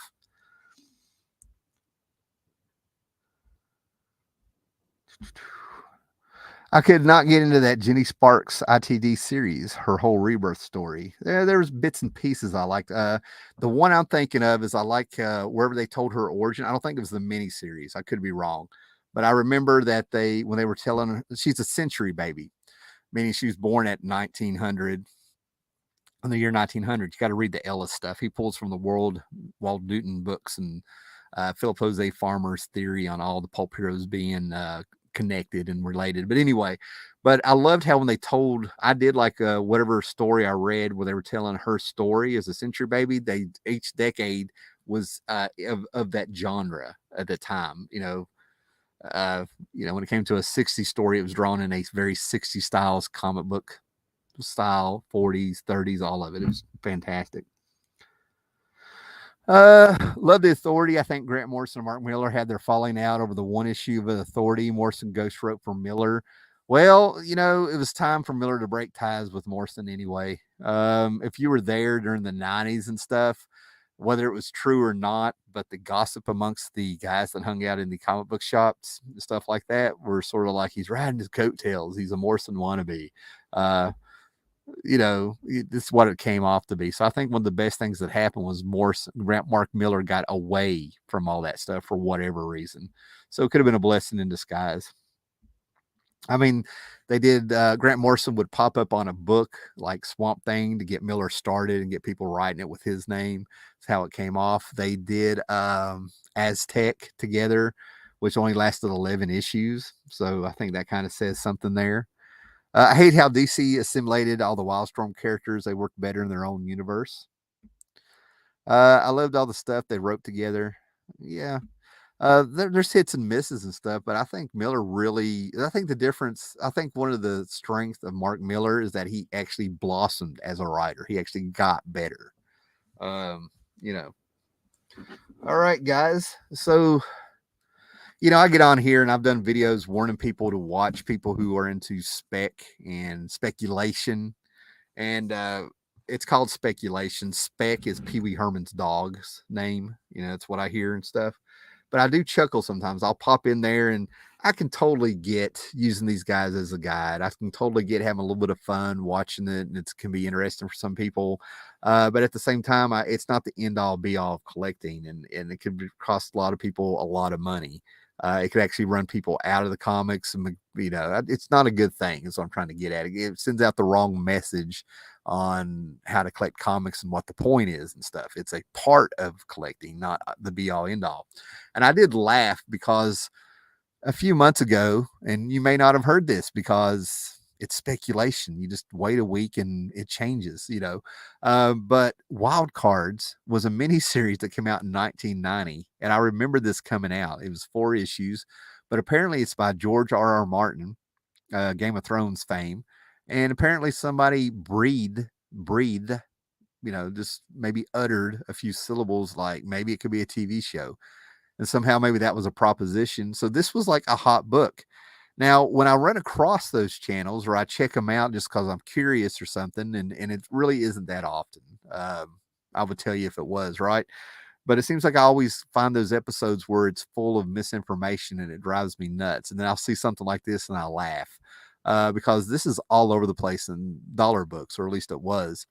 So sometimes when I run across those videos and I run across these 50-cent boxes, dollar boxes, maybe even $2 boxes, I'll buy these spec books that people are buying for $5 to $30 or something, or whatever it is on eBay at the time, just to kind of show them that you need to get offline sometimes and get your hands dirty with the hobby. So here's you a spec book that, 50 cents. There you go. Wild Cards number 1. A lot of people kind of forget that books from the 80s up until the early 90s at least had huge print runs. And a lot of Marvel books from the 80s and 90s had huge print runs until Joe Quesada came on and cut them back. So they're not really that rare. Now, if you're going for condition, that's a different story. We got here. Planetary and Sleeper are probably the 2 best Wildstorm books. Some of the stuff Moore wrote for Wildstorm was really good too. Okay, I want to plug a playlist that I have, Smotlock, if you're really into it. I didn't finish it because 40 people were watching them and stuff. And it was actually, even though they're 10 to 15 minute videos, it was a little bit of work to do them and get them out there. But I have a playlist where I'm taking each issue of Planetary and reviewing it in depth, talking about the genre it pulls from, just going really in depth with, racking my brain with what's going on in each issue of Planetary. I think I made it up to issue 17 or something. So if you're into Planetary, I do have a playlist there. Just put in Howler Mouse Planetary number 1, Planetary number 2. Yeah. Okay, I totally enjoyed each and every Wild Cards book. So Sequential Geek has actually read these. All right. Okay. And guys, we have reached the last stack. Okay, I commend anybody that's made it this far. You really, really have to love comic books to really set through here with some of this stuff. That's why I don't mind being a small channel with a long history. I love what we find out with each other in the chat. I love the talk that you guys have. I love how we can correct or inform others without biting off heads and stuff, and just have some fun with it. Have a few memories. because like I said, a lot of this stuff may not be very interesting to people, but I've got the memories with it. I love the advertise. There's always something I love about it and stuff, right? And then there's always that going back in time and being a little bit more forgiving and want to getting things. Because as much as I say that I'm a live and let live guy and stuff, I have no problem admitting that I've been elitist to every now and then. Okay, I've been a little bit of a comic book elitist every now and then. I wanted to admit it. I was young. I was so young, making so many mistakes, and you couldn't talk to me. So I got the first 5 issues of this series that came out. Then I picked up a little over the years. I'd pick up another one and then another one. And I started finding out that even with the rotating creative teams on this book, it was a good book. I liked it. It probably had its lows and highs and stuff, right? But I was an elitist because I'm like, if somebody is going to delve into Neil Gaiman's Sandman, that universe that he created, the dreaming, by gosh, it should just be Neil Gaiman. You know what I mean? But they came out with an anthology series. I guess that's what we can call it because it had rotating teams, 1-part stories, 2-part stories, 4-part stories, things like that, of the dreaming based on characters and situations and stuff that came out of Neil Gaiman's Sandman. And if I'm remembering correctly, this came out sort of as a little bit of a replacement for Neil Gaiman's Sandman ending at issue 75. Okay. And there's actually an issue, maybe issue number 8, or maybe it came out. I could be totally wrong with what I'm telling you because I'm just now realizing that one of the issues of dreaming. Maybe it started out when Sandman, maybe it was being groomed to be the replacement for Sandman.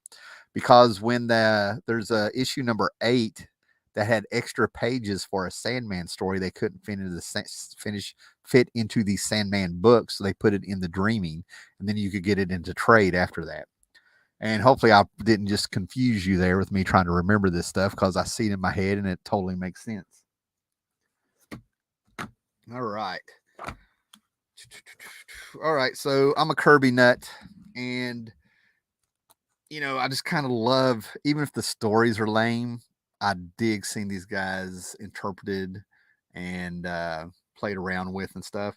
And as much as I love Jack Kirby, I can totally say not everything was a hit. There's a few things I never thought Kirby could get a handle on Batman. I always think there are certain characters that certain artists just can't get. It's like they're kryptonite. I think that's just something you got to kind of pick up on, right?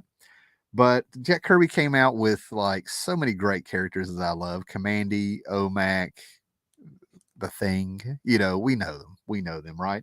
But then he gets to the Fourth World, and I was so confused when he came out with the Black Racer, a guy on skis, who's an aspect of death. I was just sort of like, he's also in red and blue medieval knight armor with ski poles and stuff, right? But I'll pick up anything with the new gods in it nowadays and stuff. Now that we've come past the DC 52 did some screwed up stuff with the new gods, and I'm not going to say that Grant Morrison didn't do some screwed up stuff with the new gods in the late 2000s, but yeah, I'm at a point to where like I'm just kind of grabbing a lot of stuff that's new gods. I love seeing at 12 years old, I love seeing the fact that George Perez, who's already one of my favorite artists, and me overcoming my fear of Jack Kirby art from a wee lad, seeing seeing George Perez do Crisis on Infinite Earths, and they would pull in some Fourth World Kirby characters, and seeing him interpret them was just amazing to me. When I saw him do Commandy in that 3rd issue on the cover, yeah, 2nd or 3rd issue, I was just blown away. Okay. All right, guys. I don't know if you guys like Louise and Walt Simonson, but on Instagram and all over YouTube, man, these guys are popping up. At least Walt Simonson a bit more than Louise are popping up and still doing interviews and doing hangouts and stuff and everything. They popped up out of the blue on my Instagram the other day. Wanted to watch it, but it just didn't know it was coming. I wasn't prepared to be able to sit down and watch it, right? But I only had a subscription to 2 books back in the day, and I can't even remember what I originally wanted, but I ended up getting a subscription to X Factor and a subscription to Silver Surfer back in like probably 87. And that's when they came in, just like you've heard the stories from like the 60s or 70s or whatever. You would get your comic book, and you would have a piece of paper that looked like it was a cut up grocery bag, and it would just wrap around the book, wrap around the book, and you could slide the book out. That's how it came mailed. So it came rolled up and folded and all this stuff.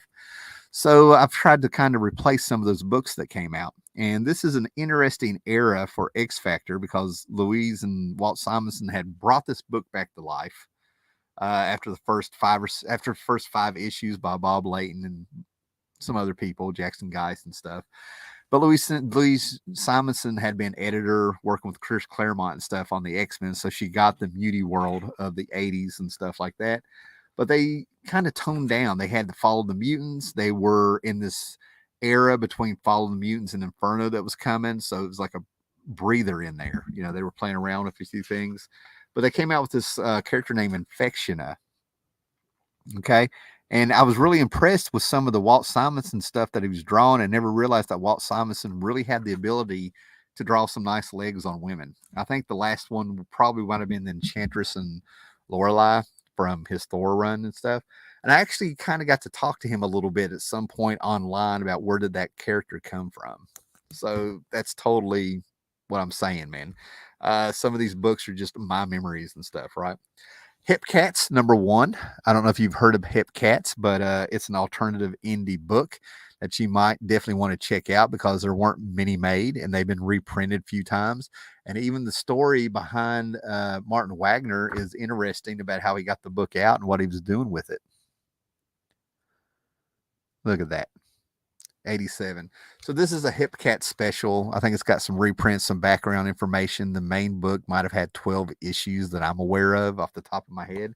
But it's a slice of life with animal heads. And the fascination of some of the stories is that it was based on stuff he really saw. It dealt with some heavy stuff, some very heavy stuff, right? And then you have Concrete. Concrete was pretty hot amongst collectors in the 90s. And I'm not talking about speculation. I'm talking about there was people that would read this Paul Chadwick book about a man who was kidnapped by aliens and placed into a suit of concrete, and he's cut off from the world and he walks around and it's very unique. Paul Chadwick had a very cool tone. And when I heard about Concrete, I'm sitting there going, you talking about the guy that did the Beauty and the Beast miniseries at Marvel? I couldn't believe it was the same artist. So Concrete was that book that people in the know knew. Okay.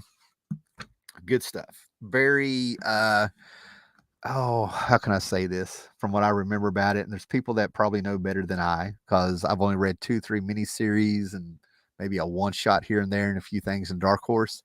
Not like there's a ton of the Concrete stuff out there, but it's very much about nature, a little bit of conservation in there. You know what I'm saying? But it's not preachy, which is why I think it works. It's a tone in an atmosphere that it makes, a theme, if you will. That's the word I'm looking for, a theme. Okay.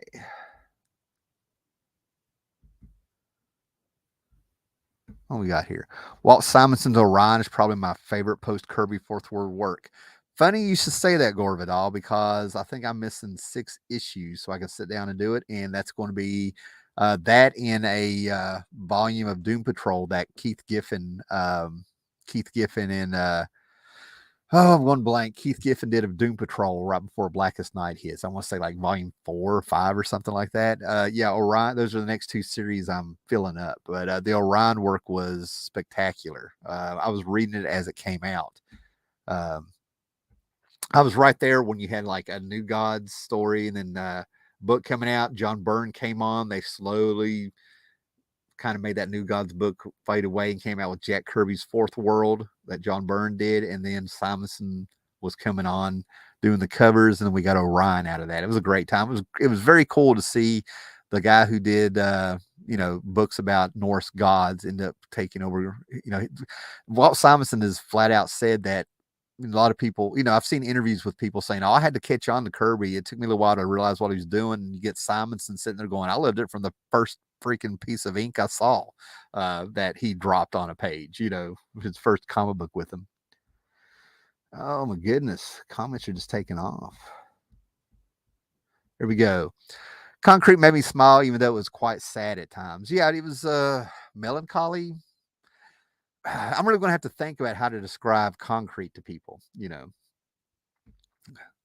Concrete and Bone and Strangers in Paradise and anything Matt Wagner was are alt favors back in the day. Dinky Dot. Yep. You might have a quote of the night right there. I wonder what happens if I star that. Anyway. But yeah, Concrete Bone, Strangers in Paradise. Yeah, I've got a ton of Strangers in Paradise, and I'm always picking up issues. Here's the last one I bought. Yeah, I'm always trying to pick up more and more Strangers in Paradise to go through there and stuff, and slowly getting them right. Okay, let's get through this last part here. Right, the Adventures of Baron Munchausen. I'm a huge Monty Python, Terry Gilliam fan. And I can honestly say that it wasn't because it was in the house all the time. PBS was showing Monty Python, the series. And then I was at the dawn of being able to rent VHS. And I'm sure on Showtime they would show a Monty Python movie and stuff like that. But I was always a huge Terry Gilliam fan. I loved how every now and then I could see these camera angles and see how the light was working. I mean, it was very, very stylistic. And it was Terry Gilliam before he was making movies. And then I saw Time Bandits. I saw Time Bandits in the theater as a 7-year-old. And I'm like, this is my freaking life, man. Okay. I'm like, this is my life that I was seeing on there and stuff, right? So I was a huge Terry Gilliam fan. So I now have the complete 4 issues of the movie adaptation of Terry Gilliam's Adventures of Baron Munchausen. I needed number 2 for quite a bit, and it's really hard to find these in great condition. Now, even though this was 50 cents, I'm still going to be looking probably for an upgrade because we already have some yellowing starting on this. But this was through Now Comics, and I really wished I'd bought these when they hit the stand when they came out. But I was getting like Ralph Snart, My brother was getting like Ralph Snart. I don't remember what my Now Comics was, but that probably Rust because it was a watercolor. Somebody would do a watercolor comic every month. American Splendor. Now, what is special about this? Because I already have quite a bit of the Vertigo American Splendor. I have the Another Day, Another Dollar. Those are 2 trades. And I'm thinking it's probably of this miniseries and stuff. But Harvey Pekar finally hit the big time with American Splendor there by getting Vertigo to publish it. And there's all kinds of drama. American Splendor, the movie, you need to watch. I highly recommend it. I think it's one of the greatest comic book movies made / biography. It's fantastic because there's all kinds of drama in everyday life, right? But what's special about this one that makes me happy? I about fell down when I found out that there was, and I've known this for a while, but I about fell down when there was a Harvey Pekar and a Richard Corbin coming together to make a story. I was like, I never dared dream that because I never thought it would happen. Richard Corbin and Harvey Pekar. It's stuff like that. That's like a dream match for WrestleMania out there, man. Oh my gosh. Could not believe that happened. All right. This one right here. I don't know if there's people out there who like Fritz Leiber or know who Fritz Leiber is, but I think you like fantasy. If you like fantasy, this was quite the book. And I'm sorry that it didn't go anywhere because it has a great team on it, and it's from Epic Comics. It's a Marvel book, Epic Comics, but it's by Howard Chaykin, Mike Mignola, inked by Al Williamson. Now Williamson is a freaking legend. Okay, guys. And I hate that it didn't really go anywhere, but they did a 4-issue prestige format square bound miniseries of Fafnir and the Grey Mauser. And I think there's like maybe 2 stories in each one that they do. My favorite one is The Wolf at the Tower. I think it's in issue 3 or something, right? But this is one of those books I grab whenever I find in really good condition, because as you read these books, there's a problem with the cover getting bent and the spine. The format looks great on a shelf. I love seeing square bound books on my shelf and stuff like that, but to read them is a bitch because you damage it every time you open it. And I'm not even that anal about certain things, but these books. So I always grab a few of them, and once I go through them, I have my reader's copies and I have my collectible ones and stuff, right? But this is Mike Mignola before Hellboy hit, and he'd been catching my eye for quite a while, especially when he made it to DC and he did some first comic Elric books. He did the Return to Krypton. He did Superman number 17, which was kind of a sequel to Return to Krypton with John Byrne. And of course, people know that he was over at Marvel before that, doing like Rocket Raccoon and Inky and Alpha Flight and the Hulk. And apparently he was just miserable doing those kind of characters and wanted to do something different. Did a lot of fantasy. And then all of a sudden he got his dream book of drawing monsters fighting monsters, which was Hellboy. That's where all that came from. He just wanted a book that he could draw monsters fighting monsters. That was his dream.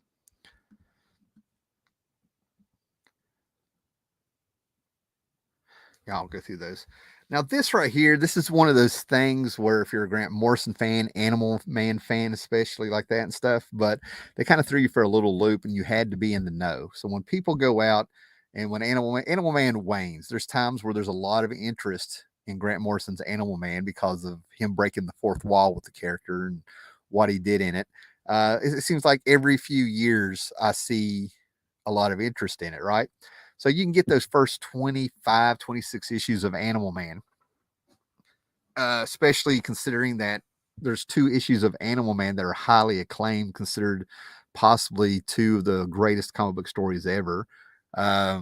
Issue 5, where the series actually does start for what Grant Morrison is going to do, where we get Wile E. Coyote. Is it Coyote Messiah? I can't think off the top of my head. And then there's this story about dolphins, and the terrible things we do as human beings, trying to catch tuna or something, But anyway, if you want to complete Grant Morrison Animal Man, you have to find this book. And luckily, I have a fairly good condition book of this book, copy of this book. And when I bought this one, I didn't realize how trashed it was until I got here. So I have a reader's copy. We got a little bit of a staple about to come out. It's kind of beat up. It's well lived. But what's great about this is that it has a Mike Kaluta cover, and it is a missing chapter. There's a chapter here that you have to read in order to have the complete Grant Morrison Animal Man, a retelling of his origin. Like the real origin. I don't want to say they updated the 60s origin, but there's definitely more explanation for what's going on. And I just love this Mike Kaluta cover. It's so simple. It's so simple. Just the purple cover, a little moon behind them, and just Man-Bat attacking Animal Man. It's so simple and so cool. And this is, there's 2 issues that Grant Morrison worked on for Secret Origins of this series. Every month it gave the origins of 2 characters, sometimes 3, rarely, and it had different teams on each one. Roy Thomas was mostly the writer starting out on this with the Golden Age characters. They used to do a Golden Age and a modern character and loosened up by the time they got to the 30s in this series.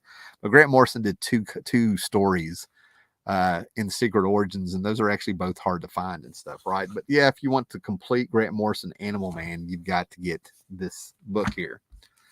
All right, I was talking about the new universe a little bit, and these are 2 teams I love. And I never really, people used to make jokes about DP being kind of dirty, but I saw Doom Patrol. But these are displaced paranormals. If you like books like Harbinger, this was the blueprint for Harbinger, and you'd have to take Psi-Force and DP7 and merge them, and you actually had Harbinger to a certain extent. All right, but I'm just filling in gaps with this, if you can see these. Yeah, there's the 23 issues, and here's where they fight Psi-Force.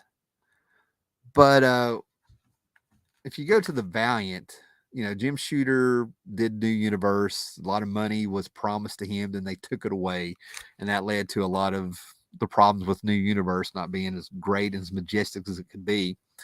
But they ended up using that as the template for the Valiant universe and a little bit of the Defiant universe. Those books had templates, a team book, an armored book, things like that, right? But DP7 had a character, and it made me think of Doom Patrol because one guy could have what he called antibodies come out.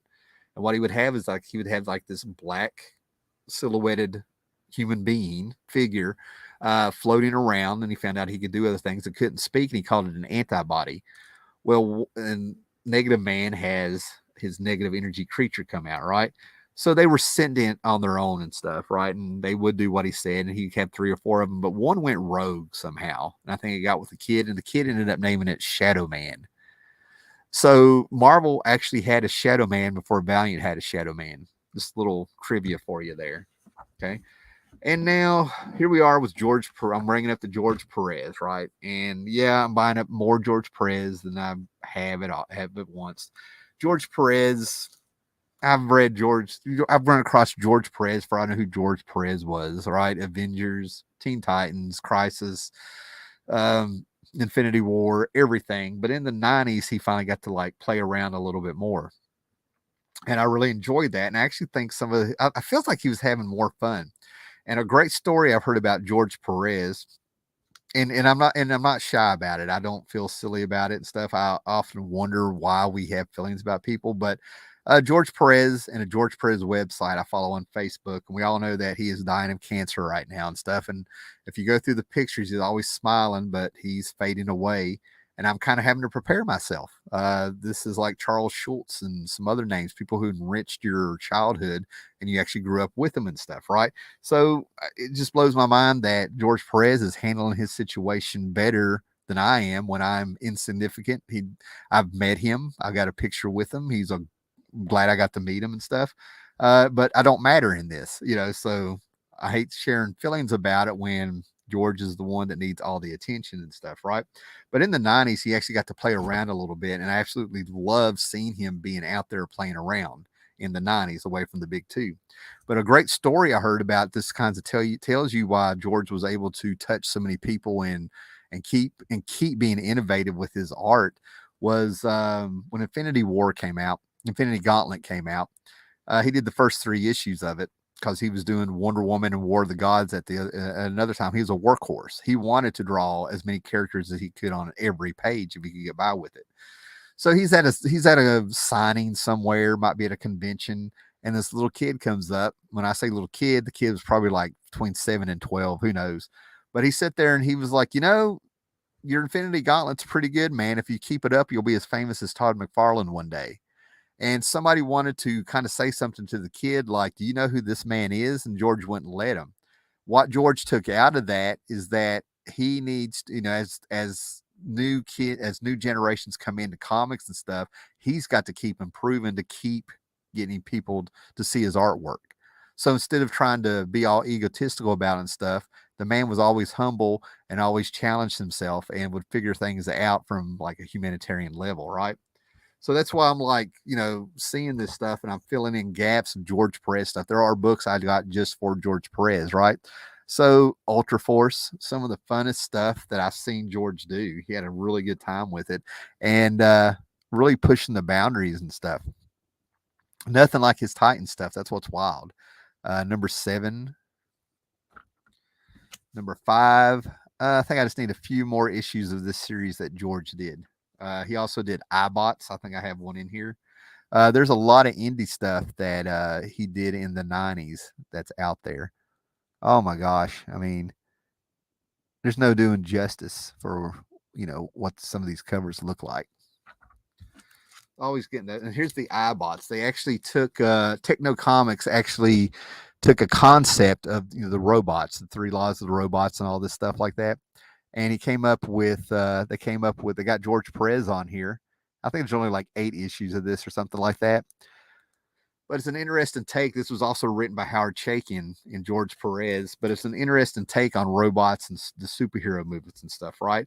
And what's wild is that they referred to themselves as the Incredibles in the 90s. Before we had the Incredibles at Pixar, there was the Incredibles, the name didn't really stick with them, but in iBots, they referred to themselves as the Incredibles.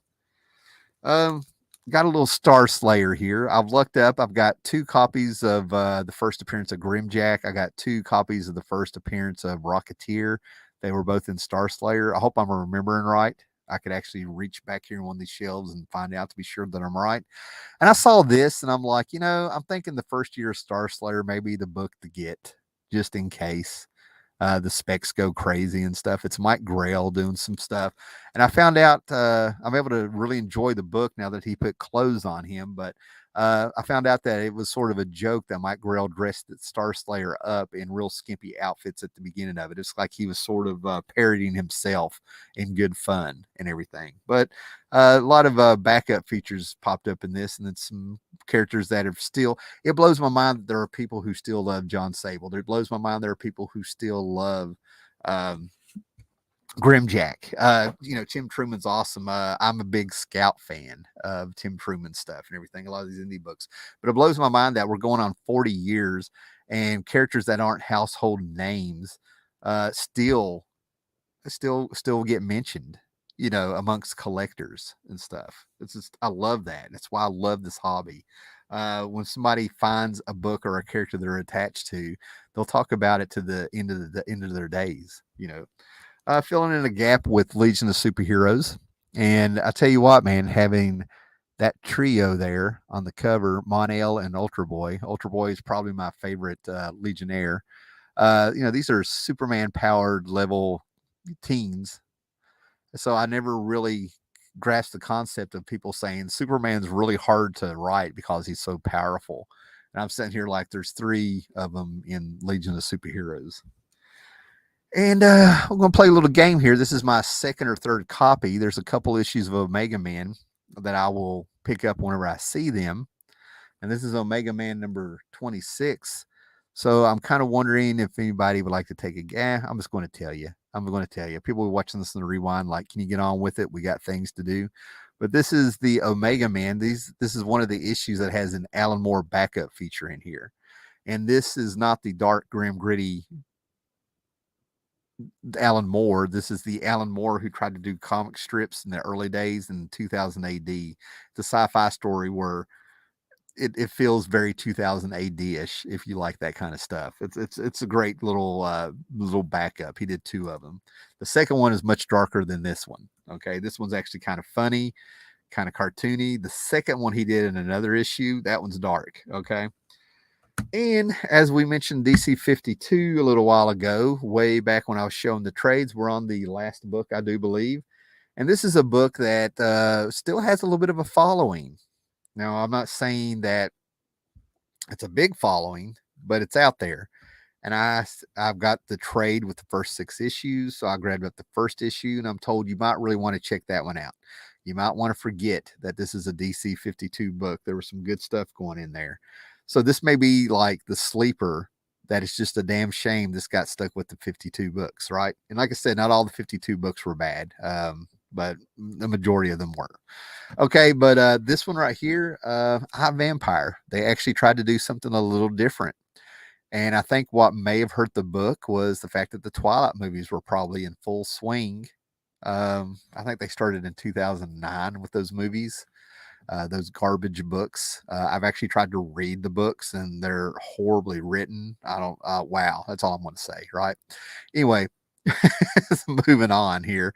But the I Vampire books, the cover, the cartoonish look, the young characters that they're trying to make them look all hip and stuff on the cover of it, I think that really hurt the book because the artwork in it is fantastic. The pacing of the book is probably a little bit slow. But if there was ever a little gem hidden amongst the 52, this could be it. The artwork gives me a feeling of gothic romance a little bit, which as it should, but it's very moody, very 30 days. The colorist really does a lot of things to set the mood of the book. I'm just going to show you some pages. But this is really good stuff, at least art-wise. Plot-wise, theme-wise, story-wise, I'm not ready to say anything. But the artwork is phenomenal. Heavy blacks, real moody.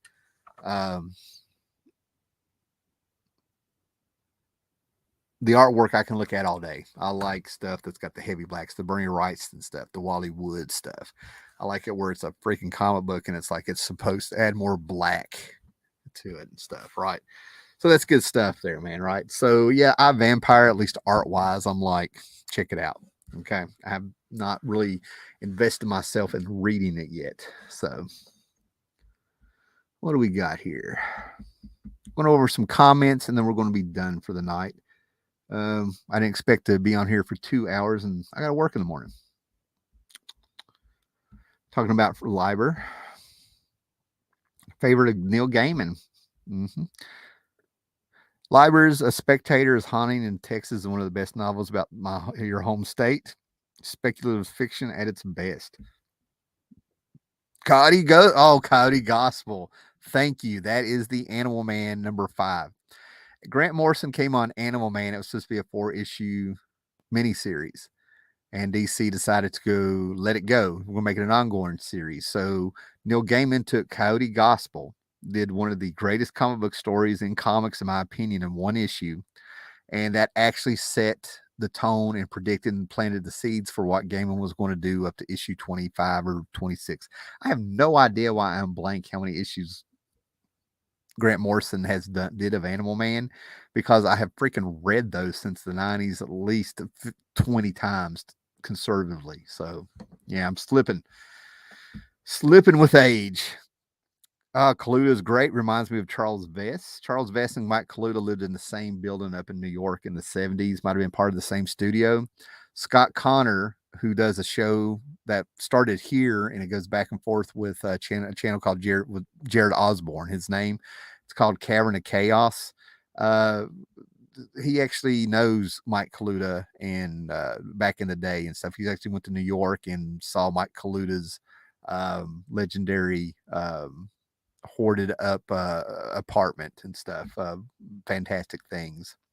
I've never seen that Secret Origins book. Glad you showed it. Perez has humility, something lacking in many of the most popular indie artists today. The thing about it is that we live in an era, and I want to be a grumpy old man here for a minute. We live in an era where people want to come off as virtuous, and they're not virtuous, right? Perez is real. That's the difference. Humility, smiles, appreciative, took nothing for granted, it felt like. I've met thousands of people in my lifetime. In that 10, 15 minutes that I met him, probably around 2013 or 14 at Heroes Con, really had an impact on me. And I was like in my late 30s. I mean, you know how hard it is to have people affect you like that once you're kind of set in your ways. When I think of George Perez, I'm reminded of the deep humanity he showed in his drawings. He was able to express every emotion with beautiful details. Okay, I'm not going to go out here and dig it up, Gore, because you nailed it right here. Legitimately nailed it.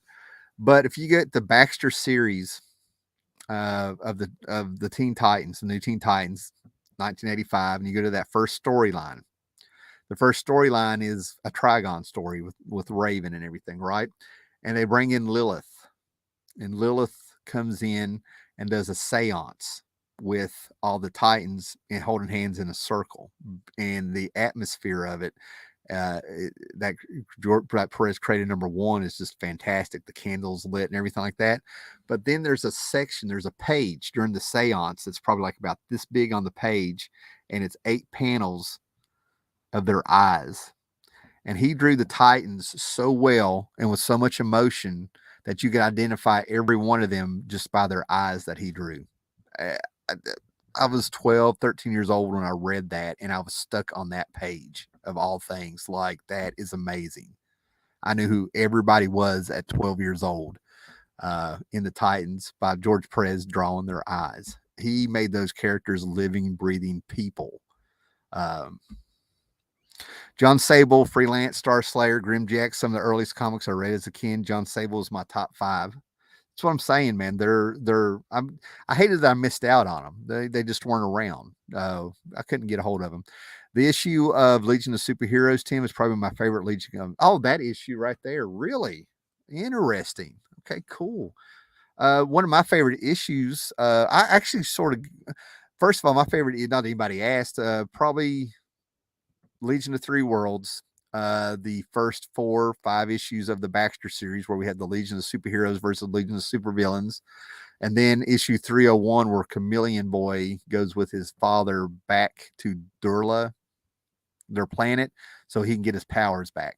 some of my greatest Legion stuff, and then I could get into the Silver Age 60 stuff, and I could probably go on and on thinking of a little story here and a little story there. Graphic Man has popped up. What's up, man? I plugged your channel and show probably about 5 or 6 times there. Jambo Comics popped in. Eric Breen popped in for a little bit, but I showed off that big, huge haul of comics I was telling you about last night, man. So definitely catching on the rewind, man. I'm about to log off here. It was a good one. So thank you, everybody, for everybody popped in there. Thumbs up, sub it. Actually share it if you want. Let people know there are people out here that still talk about comics. Let them know we're all here. So everybody be excellent to each other. Later.